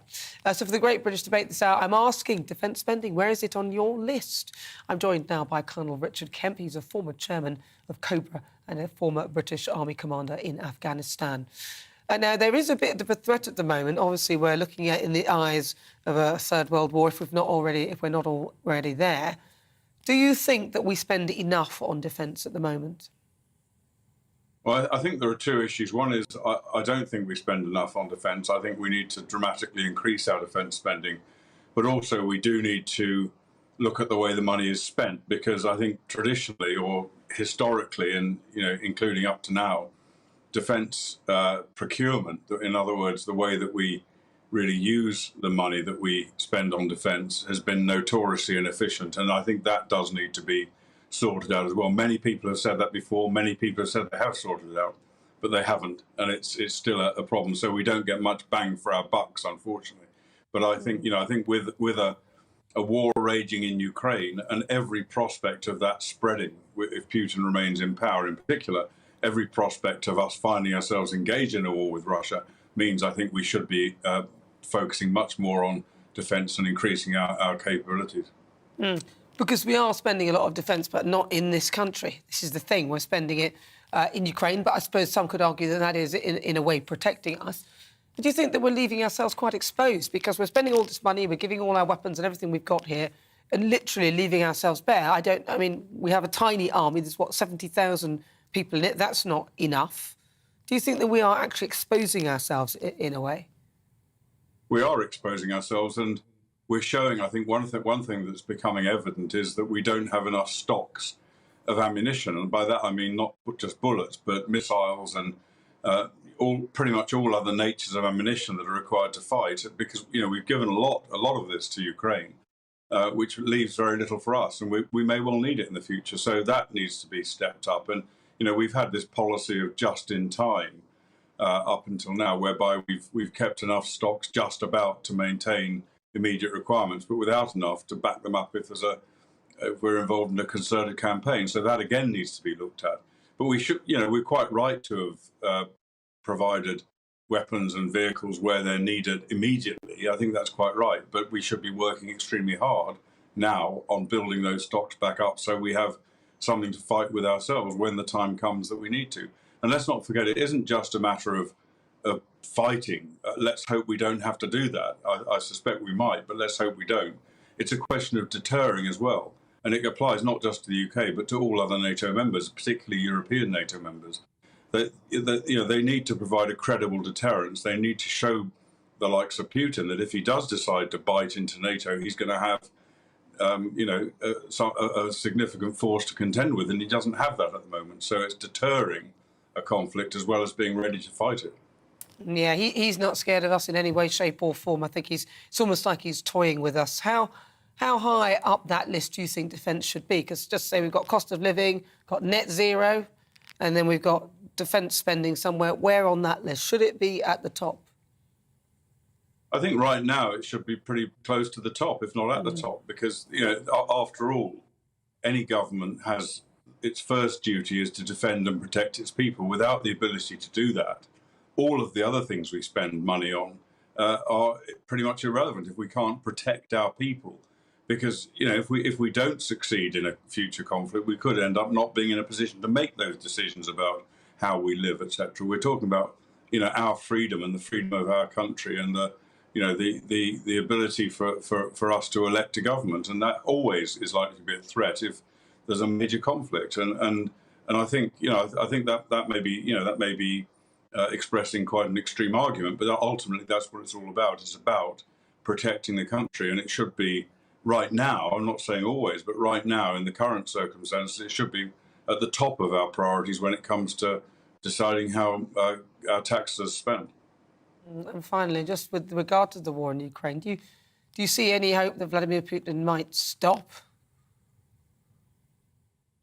I don't. I think he'll go on until he feels he's got what he needs out of Ukraine, and that will probably be the whole of eastern Ukraine and at least a large part of southern coast of Ukraine, and probably the whole of it. But let's not forget, once he's done that, he's then going to be considering what he's going to do next, and we should assume that there will be other targets in future NATO countries like the Baltic states that will be on his target list. And will we be ready to meet our NATO commitments and protect NATO members in Eastern and Northern Europe? And frankly, I don't think we are at the moment. And it's not just us, it's other European countries as well, particularly France and Germany. And so I think, it is time now to take this seriously in a way we haven't done so far. In this country, we've been cutting defence while a major war is raging with every prospect of it spreading at any time. And that is, in my view, that is grossly irresponsible on the part of the government. And I hope that a future Prime Minister will understand that and take the necessary steps. So, and very briefly, one name then, who do you think, if you were to choose someone to lead the Conservative Party, who would you choose? Well, I don't think I would like to say who I would put in that position now. I think I'd like to see more of all of the candidates as this campaign unfolds, and we'll see who ends up. But I think, above all, in my view, and I'm looking at it from a relatively narrow focus, I think above all we need somebody who is going to step up to the defence challenges now. And I suspect whoever that person is who sees defence as a priority will also be thinking in the right direction on many other issues that concern us all. And in that I include the EU, and I think it's critical for our future defence and for our future prosperity as a country that whoever is elected not only prioritises defence, but also strongly prioritises remaining outside the EU and developing our future outside the EU. It's a tricky one to get there. I don't think the two that are talking about it are that. But Richard Kemp, thank you very much for speaking to me. He's a former chairman of COBRA and the former British Army commander in Afghanistan. Well, I'm also joined now by Sir Michael Graydon. He's the former Chief of Air Staff for the RAF. Well, I mean, look, what do you think with regards to our spending on defence, Michael? Well, I listened to what Colonel Kemp had to say, and I think I agree with just about everything he said. He's made a case very well for it. But I think what we have to understand is we've been deluding ourselves for at least a decade on defence spending. You only have to look at the numbers of ships, the numbers of people in the army and artillery, the numbers of frontline squadrons, all of which have been eroded steadily against the backdrop of Putin literally laughing at us the whole time. You might remember that in 2014, he basically annexed the Crimea. Now, we could come back to that because it's a very key point of this whole tragedy in Ukraine. But nevertheless, Putin has been behaving very badly for a long period of time, and it's been blindingly obvious to anybody who wanted to look at it that we've got a problem. And this is a problem of NATO, and it's a problem of our European allies, who've been spending about 1% of gross domestic product on defence for as long as I can remember. We've been deluding ourselves on the amount of money that we've been spending because there's been some creative accounting in it. And the reality is that we've never had the amount of money that we need to do the job properly, and certainly not to sustain any sort of prolonged war in which losses take place. Losses of equipment, the whole point that Colonel Kemp made about ammunition, we don't have enough to keep going for more than a few weeks if we were really in a big war. So it's a delusion that's been going on, and at last, tragically, it's a big event that's made us realise the weaknesses that we have. So in terms of that leadership debate then, only a couple of candidates really touched on it. And now that was Tom Tugendhat and Penny Mordaunt. I know Liz Truss made a few mentions in there as well. But what do you think the candidate who you would like to lead would need to say with regard to defence? I'm with Colonel Kemp. Military people don't enter into this political jungle as to who should do what. What I want to do is hear more people saying, and there are a number of MPs who've been talking about this for quite some time. Unfortunately, governments have been listening because they've had other priorities. But the harsh fact is that we have a war going on, a big war going on in Europe for the first time really since the end of World War II. And it's one that could very easily spread unless we are very clear that this is a threat to us as well. And the fact that we are providing equipment is absolutely right. I would be delighted to see less talk about things and more action, both from this country and from our allies on the continent. Well, Sir Michael Graydon, thank you very much for talking to me. He's a former Chief of Air Staff for the RAF.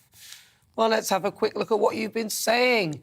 Now, Wes says defence budget has always been of low priority for the public until the bin men, firemen and ambulance all go on strike or there is an incident abroad, then it's send in the troops. Only then will we realise how underfunded and, more importantly, underappreciated our defences are. So also joining me today is Leo Kearse and Calvin Robinson. We'll be discussing more about that. But you heard what he's saying. What do you think? Wes is saying that we won't do anything until we work out that, you know, we're desperate, we need them to help us with the bins. Yeah, no, it's a great shame. I think defence spending should be increased dramatically. What's the NATO target? About 2-point-something%. I'd like more like 7%. When you look at the top 10 nations spending on defence, I think the US is more than the other 9 combined. India spend more on their defence budget than we do. Well, they've got a space programme, haven't they? Indeed, and we're still sending them aid money. I don't know how that works. And China, we're still spending their... Ridiculous. Well, what about this? And David says that there is no point in spending on defence if the Royal Navy is bringing in thousands of illegal migrants to Dover. These may include terrorists, as nobody knows who they are. This is an attack on our country. Well, David makes a very good point here. If you look at recent terrorist attacks over the last 10, 15 years, so many of them, like the failed bomber who tried to blow up the hospital in Liverpool, the maternity hospital. He failed to blow that up, but he succeeded in blowing himself up. Thankfully, but and it also, terrible atrocities like the Ariana Grande concert. These are people who come across as asylum seekers, exploiting that system. So we need to secure our borders. We need to secure our energy sources as well. We've got the North Sea sitting there not being exploited. We've got fracking sites not being exploited, so we're still dependent on overseas sources of energy that come always from horrific regimes such as Saudi Arabia or Putin, who they've got us over a barrel of oil and they can sow instability throughout. Saudi Arabia invades Yemen. Russia invades Ukraine. It's shocking. And the armed forces, looking at from a purely military point of view, they've been winnowed out by years of austerity I don't know why we're spending public funds on ESG and equality, diversity and inclusion departments when we should be spending that money on tanks and missiles and proper missile defence. We'll probably spend more time discussing whether trans women should be fighting in the army and whether they would be women, or do they fight with the men, or are they allowed to fight indeed? Right? They should fight with the men. They've got the greater stamina from going through puberty, so it's an advantage in sporting events, and it's an advantage in a battle as well. Well, Jim says that it should be the top of everybody's list. Without defence, we are defenceless. Yes, very good point, actually. I like the way he's put that. Without defence, we are defenceless, because it is a bit worrying. Think of all the weapons that we're sending off to Ukraine as well, which I don't think is a bad thing. I think we should be doing that. But I do sort of feel that we are sort of exposed because we don't actually have anything here now. We send off all our tanks and everything. I mean, Vladimir Putin's just looking, going, well, you know, soon when you've sent everything you've got, then we'll come for you next, sort of thing. Things aren't quite as bad, but we are rapidly going through our stocks of anti-tank missiles and artillery shells and things like that. Russia, of course, has ramped up production. They're running their factories day and night, so they're using 10 times as many shells as Ukraine, so they can, carpet bomb areas with, and just use artillery. And we're using, at least Ukraine and the West are using artillery in a much more targeted, intelligent, precise way. To target ammunition dumps and things like that. But yeah, we need to ramp up production, and we need to invest in. We've got fantastic companies here, Rolls-Royce, BAE Systems. But the global supply chain is a bit of an issue as well, especially probably for Russia. Well, it's an issue for Russia. They can't get the microchips. Exactly. They're taking microchips out of dishwashers to put in missiles. Yeah, to put in missiles. Right, you're with me. I'm Nana Akua. This is GBNews on TV, online and on digital radio. Coming up, we will continue our Great British Debate this hour, and I'm asking defence spending, where is it on your list? You'll hear the thoughts of my panel, comedian Leo Cass and Conservative commentator Reverend Calvin Robinson. We'll see you after this short break. We are GB News. We're right across this great nation. On TV. On radio. On digital. Absolutely everywhere. We don't talk down to you. We embrace all voices with honest and civilised conversation. We are not part of the establishment. We're one of you. And we're only getting started. Join us on GB News, the People's Channel, Britain's news channel.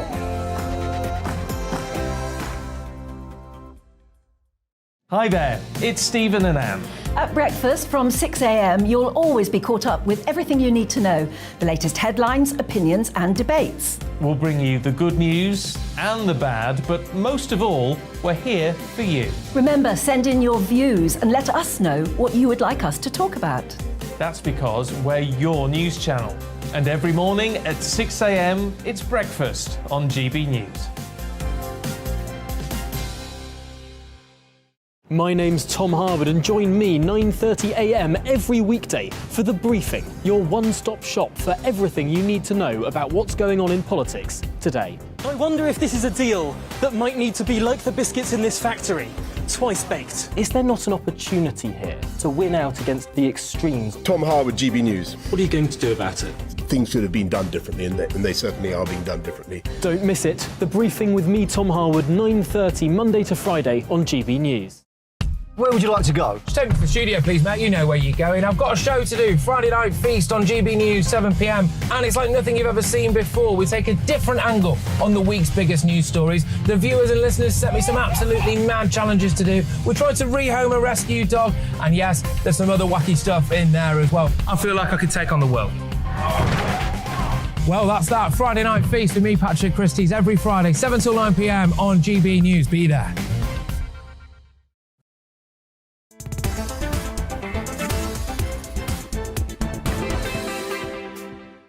It's fast approaching 35 minutes after 5 o'clock. I'm Nana Akua. This is GB News on TV, online and on digital radio. We are the People's Channel. And it is time now for our Great British Debate this hour. And I'm asking, defence spending, where is it on your list? Now, in last night's Tory leadership debate, there were only two candidates who pledged to bolster Britain's defences. That was Tom Tugendhat and Penny Mordaunt. And, of course, Russia is now advancing further into Ukraine. So should military spending and security be way much higher up on our agenda? So for this Great British Debate this hour, I'm asking defence spending, where is it on your list. Let's see what my panel make of that. I'm joined by comedian Leo Kearse and Conservative commentator Calvin Robinson. Right, so I'm going to come to you, Calvin. Defence spending. Yeah. I mean, we are in the middle. I would call this a Third World War. I think we're in it, even if people say it's not. I think we are. Well, it is a zero-sum game, so I do think we have to take the money from somewhere to put it into defence, but defence should be a priority. I personally would say take it out of foreign aid. I would say swap those numbers around.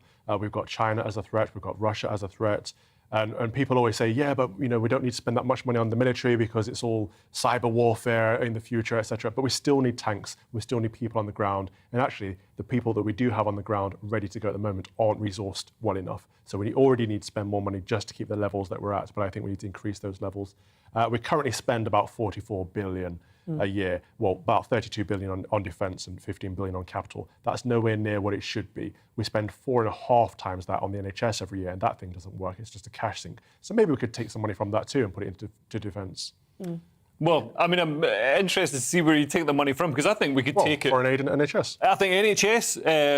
I don't think we can take funding away from the NHS at the moment. While we've got a backlog of 6.8 million elective operations, that's operations in total. It's people need to be treated, and right now is not the time to tighten the screws in the NHS. Obviously, there's maybe savings we can make in the future by tightening up the running of it, but at the moment, no, I don't think that's possible. But there are places in the public sector we can make savings. There are a plethora of nonsensical. I was speaking about equality, diversity, and inclusion departments. These things are completely useless. Every public body has one, and we can just fire those people. In fact, we can just send them to the front line. We don't. Society doesn't. It's not going to be that easy, though, is it? I mean, that's a wide statement to make, that you could just get rid of these people. No, of course you can. Of course you can. What possible benefit do they bring? They get in the way. I agree. They're a drag on the economy. They're a drag on the efficiency of operations. That some of those departments need to go. But I would go further than that. I actually think that we could stop sending so much funding to the NHS, because I think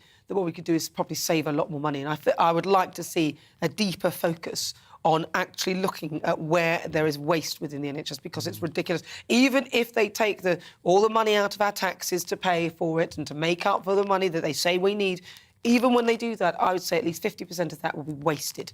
And you could actually ask less of the taxpayer if you did better in terms of that. So I would actually look into that. Another thing I'd query is taking money out of foreign aid, because I think at the moment we're below our pledge that's set by Gordon Brown to spend 0.7% of GDP on foreign aid. So I think it's about 0.5%. But that's a random number. That's a drop in the ocean compared to. Well, I think foreign aid is actually a form of defence. It increases the bonds between countries. Yeah, China's not going to invade us if we're paying for their whatever it is. Are you having a laugh? Chemical weapons laboratories. China has already invaded us. If you look properly, you'll see that everything you have is from China. China are in control of so much of everything anyway. I bet your buzzer's made in China. Exactly. So if you don't think that we've already That's not. This is definitely made in China. So if you don't think that we've already been invaded by China, I think you're completely wrong. I would absolutely stop a military device. Well, it could be. You don't know that. And China are buying off swathes of this country in terms of infrastructure, in terms of buildings here. I mean, they have their hand in even things in your phone, in everything. So I think we need to be better prepared, and they're the last people that I'd be giving foreign aid to. I think it's ridiculous. Yeah, I mean, I don't understand where the foreign aid is going in China. I'm assuming it's not going to the Communist Party. It's hopefully going to, Uyghur Muslims or people who are being oppressed by the government. I haven't seen the details of that, but I'm just saying it's a relatively small amount, so it's not going to make that much difference. Well, every little bit helps. You can't see. I hear people use that argument. Oh, it's only a bit here and it's only a bit there. Listen, when I look at my bank account and I say to myself, I'm going to get rid of that and get rid of that and get rid of that, it turns out that I'm spending hundreds of pounds on things I don't need. And the difference to me that makes is incredible. That argument doesn't work. The big spending in the UK, apart from the NHS, is on local authorities, and they mainly just waste that money on nonsense. I've worked for them. I've seen the waste. All they need to do is fix the roads, pick up the rubbish and run the schools or whatever. That's all they need to do. And instead, they've got multiple departments just expanding, developing policy. Camden's got a policy department. Haringey's got a policy department. Islington's got a policy department. What different policy do these local authorities need? They're just boroughs of London. Well, I would agree with that. I would agree that I would look at council spending as well. Yeah. I'd be taking money out of things like that. But, I absolutely think... But the first thing I'd remove would be the foreign aid.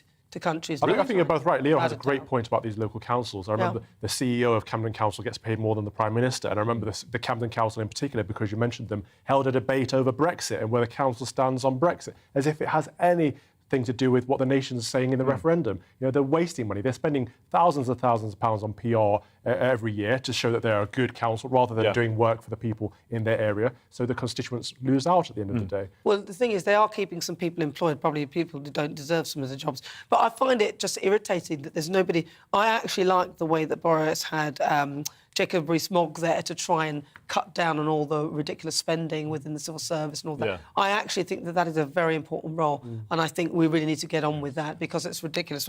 I want to see what the viewers think of this and the listeners, because this shows nothing without your view. So let's welcome a great British voice onto the programme, your opportunity to tell us what you think about the topics we're discussing. So where should we head over to this hour? Should we go... Let's go to Hull, Nana. Yeah, let's go to Hull. I've missed Dan Bryan. He's a food stand owner. Dan, hello. He goes without his hat now all the time. Dan, talk to me. Well, it is actually, and it's going to be even hotter, so watch out. You know, don't let the heat kill you. What do you think in terms of all of this spending? Do you think we're spending enough? I think listening to the debate was really quite interesting. The gentleman saying about how much local councils waste money. And just to give you an example, there's one department in our council, the marketing department, that has 42 salaries, and they outsource their marketing to private companies. So when you find out things like that, it infuriates me that our money is being wasted. And also, all of our public institutions do have a lot of waste, like you're saying about the NHS. The NHS is 2/3 management, which is ludicrous when you consider what it's there to do. So maybe there is money to be found so that we could put it into defence. But one of the issues I have with the defence budget in general is that we don't use it for defence, we use it for offence quite often, and that I have an issue with. That is true, isn't it? And what about the candidates? Because I presume you've been watching some of those hustings and also the debates. Does any of them sort of stand out to you as a candidate that is worthy of your sort of vote if you were to vote? Well, it's like watching a lineup of spot the sociopath in a police station, isn't it? The WEF have parachuted in somebody in every single party, so it doesn't really matter who we choose. We're going to get a globalist that wants to move us forward with this WEF agenda. So it doesn't really matter. I just like watching the drama that surrounds it all, you know, with the knifing in the back and all that. It's quite entertaining. It is true, isn't it? How long does it take them to then suddenly wield the knife? You know, they started off, oh no, we're all friends, and then within about 30 minutes, it all went a bit wry. Dan Bryan, thank you so much for talking to us. He's there in Hull. Right, so today I've been asking about defence and whether it's top of your list. Lots of you have been getting in touch with your views. Tez says defence spending should take priority over overseas aid. Helen says we should double our military budget and we must reintroduce national service. Hear, hear. Yes. I'm with you on that. Terry says our armed forces are being cut to the bone. We need to invest. Maybe with so many feral and unruly youngsters creating havoc, their anger could be used by being forced into a national service. I agree with that. And Jill says we are underfunding our armed forces. We were the elite of the world. Let's make the UK armed forces great again to protect our country. That would be nice, wouldn't it? That would be Britain great again. I like that. Yeah, we like it. That's a 4 more years. Yeah. Well, let's move on to another story. I mean, this caught my eye. A masked robber who was part of a group who broke into Ashley Cole's home tied up the former England footballer and threatened to cut off his fingers. Now, the masked robber has been jailed for 30 years. Curtis Dilks secured Mr Cole's hands behind his back in front of his children after smashing into the Surrey home with a sledgehammer back in 2020. Now, some people are saying that this is far too long, considering Ghislaine Maxwell received 20 years for trafficking children, and the mother of Star Hobson was handed only 8 years for causing the death of her 18-month daughter. So is 30 years a little too much? Well, yeah, I mean, in the context of, we've seen the Telford grooming gang inquiry, where most of the offenders don't even get any sentence at all. They get off on we pay for their lawyers, so they claim hundreds of thousands of pounds in legal aid and then wriggle off in some sort of technicality. And then don't get any sentence whatsoever. And the sentences that are handed down, considering, these are the worst crimes in humanity. We're talking about, literally the rape and murder of children. I think it's absolutely disgusting. But 30 years doesn't seem too long for threatening. Maybe a little too long. But I mean, it was a horrible crime. Threatened to cut off his fingers in front of his children. Well, no, imagine the trauma. it was a horrible crime, but he didn't cut off his fingers in front of his children. I mean, I don't agree with any of what happened there. It's awful. But he didn't cut off his fingers. I mean, he probably would have got less had he cut off his fingers by the looks of it, because the way they're sentencing things, I realise it's awful and horrendous, and I'm glad he got 30 years. What I'd like to see is the other crimes getting more. I don't understand why... That's the issue. Yeah. These big crimes aren't getting as long as they should, like Elaine Maxwell. But also, thank you for raising the Pakistani child groomers, because what the police were saying about these young women is that they were prostituting themselves. And of course, a child cannot prostitute themselves. A 12-year-old doesn't... It's absolutely ridiculous that the police would not know that a child cannot consent. We all know that. It's common sense, not just the law. Yeah. So something else is going on up there in their police services, and they need further investigation. To say we've released a report and we've learned from the past is not good enough. I'm sick and tired. If I hear somebody else say lessons have been learned... No, lessons haven't been learned. They haven't been learned. And then you've got local authorities, like in Oldham, voting down proposals to have inquiries into child sexual exploitation in those local authority areas. It's disgusting how the left-wing political establishment closes ranks and stops justice being served. Well, obviously. But we are glad that this person was arrested. We're glad that he went to prison for 30 years or got a 30-year sentence. I'd just like to see longer sentences for those who commit even more heinous crimes than that. Right, so it's time for our quick-fire quiz. It's the part of the show where I test my panel on some of the other stories that are hitting the headlines right now. So if you've just tuned in, welcome on board. I'm Nana Akua. This is GB News on TV, online and on digital radio. I'm joined by comedian Leo Kearse and also Conservative commentator Reverend Calvin Robinson. Right, so Leo, let's hear your buzzer. And Calvin, let me hear your buzzer. Now remember, do not press the buzzers before I finish the question, otherwise you will be disqualified. Yeah, even if you give me the correct answer. And please play along at home. Right, you see Gladiators, nice, will go on my first whistle. Right, here is your first question. With the country facing a summer of discontent, what is the latest commodity that Britain could see a shortage of? Is it A, tobacco? Is it B, milk? Or is it C, lubricant? Leo? Is it C, lubricant? So the government won't be able to screw us properly. Oh, boom, boom. Calvin? I'm going to go with B, milk. You're saying milk? You didn't buzz it, unfortunately. That was something. You asked me. Yeah, you still got to answer. You still got to buzz it. B, milk. It is milk. Well done, Calvin. I'll give you that one. I'll give you that one. But you didn't buzz in first. So You're so benevolent. Thank you can't have it. You can't have it. I've changed my mind.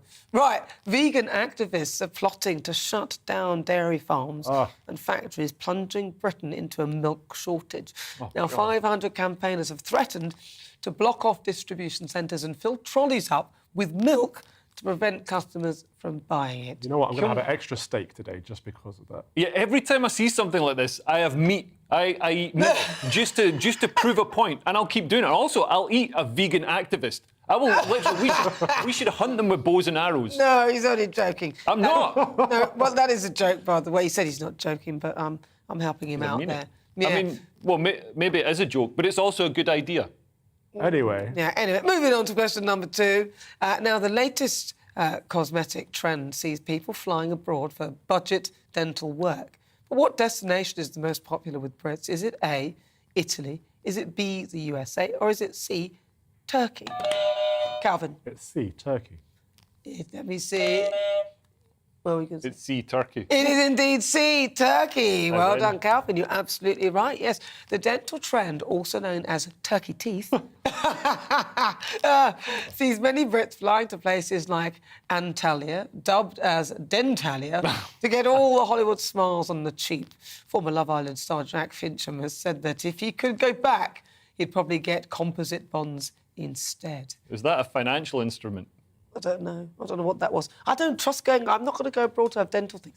What if something goes wrong? That is the thing, is it's all very well when you're going to get it on the cheap, but then when it goes wrong, the NHS have to pick up the tab. But this is, I mean, the myth about this is that we do a better job in this country, because certainly with hair transplants, I had one done in Turkey, with hair transplants, my mate Rory, so he's a comedian, and he spent something like $7,000 getting a hair transplant done in the UK, and it completely failed. And then he had to have another to get it fixed. But he was scared of going to Turkey, even though it would have been a tenth of the price. He was scared of going to Turkey because he thought that. Did he get the other two, the one that fixed it in Turkey? No, he got them in the UK as well. But he ended up spending $15,000 on his hair transplant when he could have spent a tenth of that. So Turkey is actually, you know, a world centre. I'm not being paid by the Turkish government. Well, do you know, my dad though? So sometimes, because he lives in this country and also Africa, but sometimes because when he's in this country, he goes, "I'll just, you know." Obviously, because he lives here, he uses the NHS. Yeah. He flew out to Africa to get his treatment. He said, I can't be bothered to wait. It's better. No, it's true. That's better in Ghana. It's better in Ghana. Right, question number 3. A true or false? Britons who use cocaine on holiday could have their passports confiscated. Leo? True. Calvin?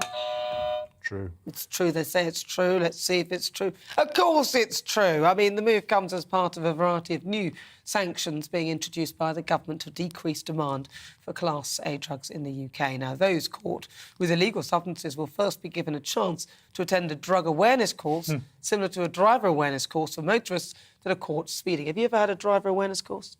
No, never. Or a drug awareness course. Don't drive. Yeah, so, do you drive? Yeah, I do. I've been to a speed awareness. Oh, of course, yeah. I bet you've been doing a number of them. No, but see, this for 17 years, or was it 27 years? I never had any fines whatsoever. And then I went through and did one, and then I ended up in the speed awareness course. And then from there on in, I haven't been able to help myself, and I just keep managing. Every time the points are about to go, I do it again. But isn't it? It didn't work then, did it? No. You're not very aware of your speed. Well, yes, I am, but I don't know why it keeps going wrong like that. Isn't speed awareness the drug course? No. Ah, very good. Dun-dun-dun-dun. No, it's when you're going too quickly. Like question 4. What MP pledged that the Labour Party would ban second jobs only to take on a new role at LBC less than a year later? Is it A, Diane Abbott? Is it B, Angela Rayner? Or is it C, Paula Barker? Oh, I don't know. Who was that? Was it Calvin? It's Angela Rayner, the hypocrite, the absolute hypocrite. Yeah, they all know. Everyone's in hypocrisy, though, when it comes to politics. The answer is, of course, B. Angela Rayner, in a tweet posted last year, Angela went on to say, Labour will ban second jobs for MPs with limited exemptions for public service as we set out today. After voting to support corruption, the Prime Minister has U-turned with his back against the wall because we forced a vote tomorrow. Let's see him vote for our motion tomorrow. Funny that, isn't it? Because less than a year later, she's managed to bag herself a new 10 a.m. to 1 p.m. gig on LBC. So do you think that they should be allowed to have second jobs like that?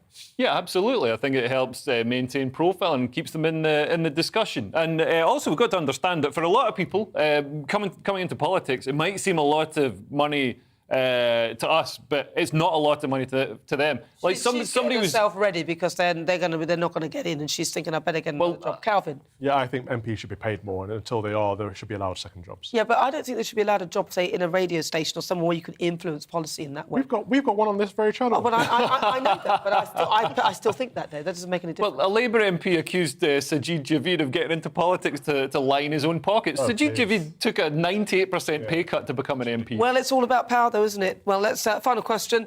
The Lionesses are dominating the Euros this year. England wrapped up an impressive group stage as they comfortably beat Northern Ireland 5-0, having already qualified for the quarter-finals. But how many goals have they scored so far? Nearest answer wins. I'd say about 37, because it's women's football. The scores are always ridiculous because women can't save goals. Calvin, press your buzzer. I'm trying to care. 3. 3, he says. Well, the answer is 14, so I think you were actually the closest, Calvin. I got every question. He did, didn't he? The Lionesses, who finished top of the Group A, will go into the last 8, having not conceded a single goal, and with 3 wins from 3 games, beating Austria, Norway and Northern Ireland. You said you don't care, though? No, I don't. I really don't. Don't you know, well, women's football is good. I don't like football in general, so women's football is even further down the priority list for me. Disaffected youth. Well, you're going to put your hair in cameras. I can't wait to see that, Calvin. Not you, Leo. You haven't got enough. Pay for more. Yeah, exactly. I saw one of the women's football players is about to equal Wayne Rooney's goal-scoring record. Really? Which, Really? yeah, but it's because there's so many goals in women's football. Have you ever seen a female goalkeeper with XY chromosomes? It's ridiculous. No, very They're just funny. flapping all over the place. Right, well, listen, so on the end of that, Calvin won every single point. Leo, nil point.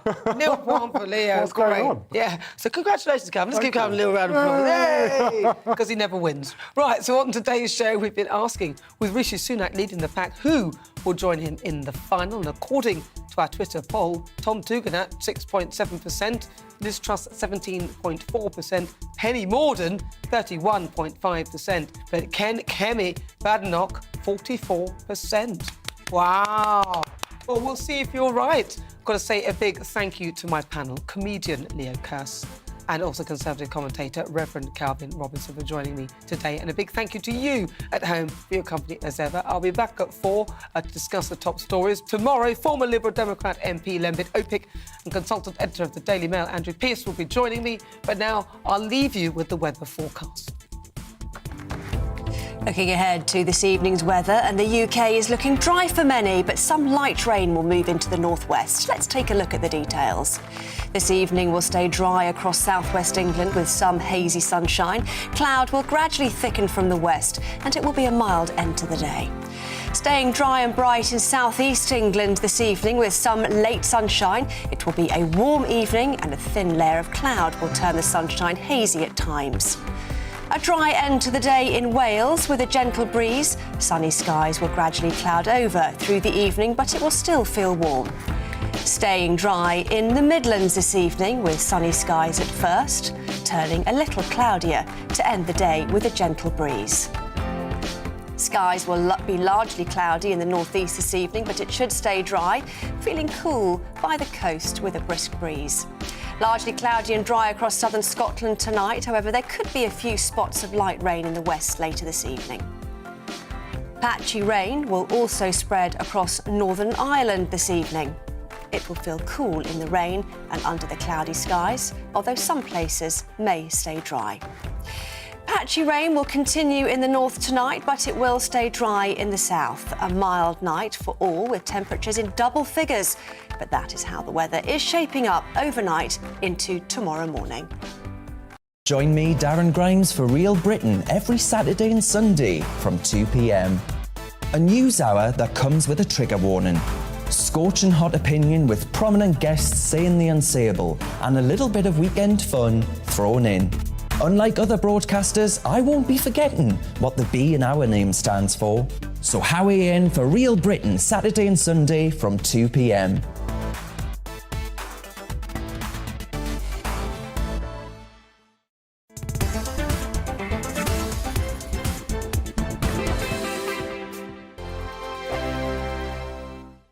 We are GB News. We're right across this great nation. On TV. On radio. On digital, absolutely everywhere. We don't talk down to you.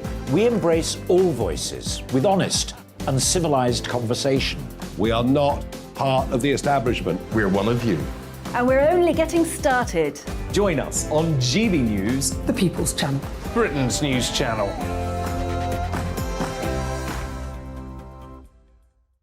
Hi there, it's Stephen and Anne.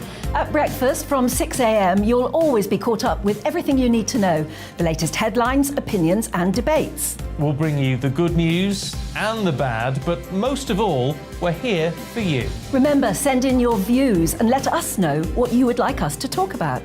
That's because we're your news channel. And every morning at 6 a.m, it's breakfast on GB News. My name's Tom Harwood, and join me 9:30 a.m.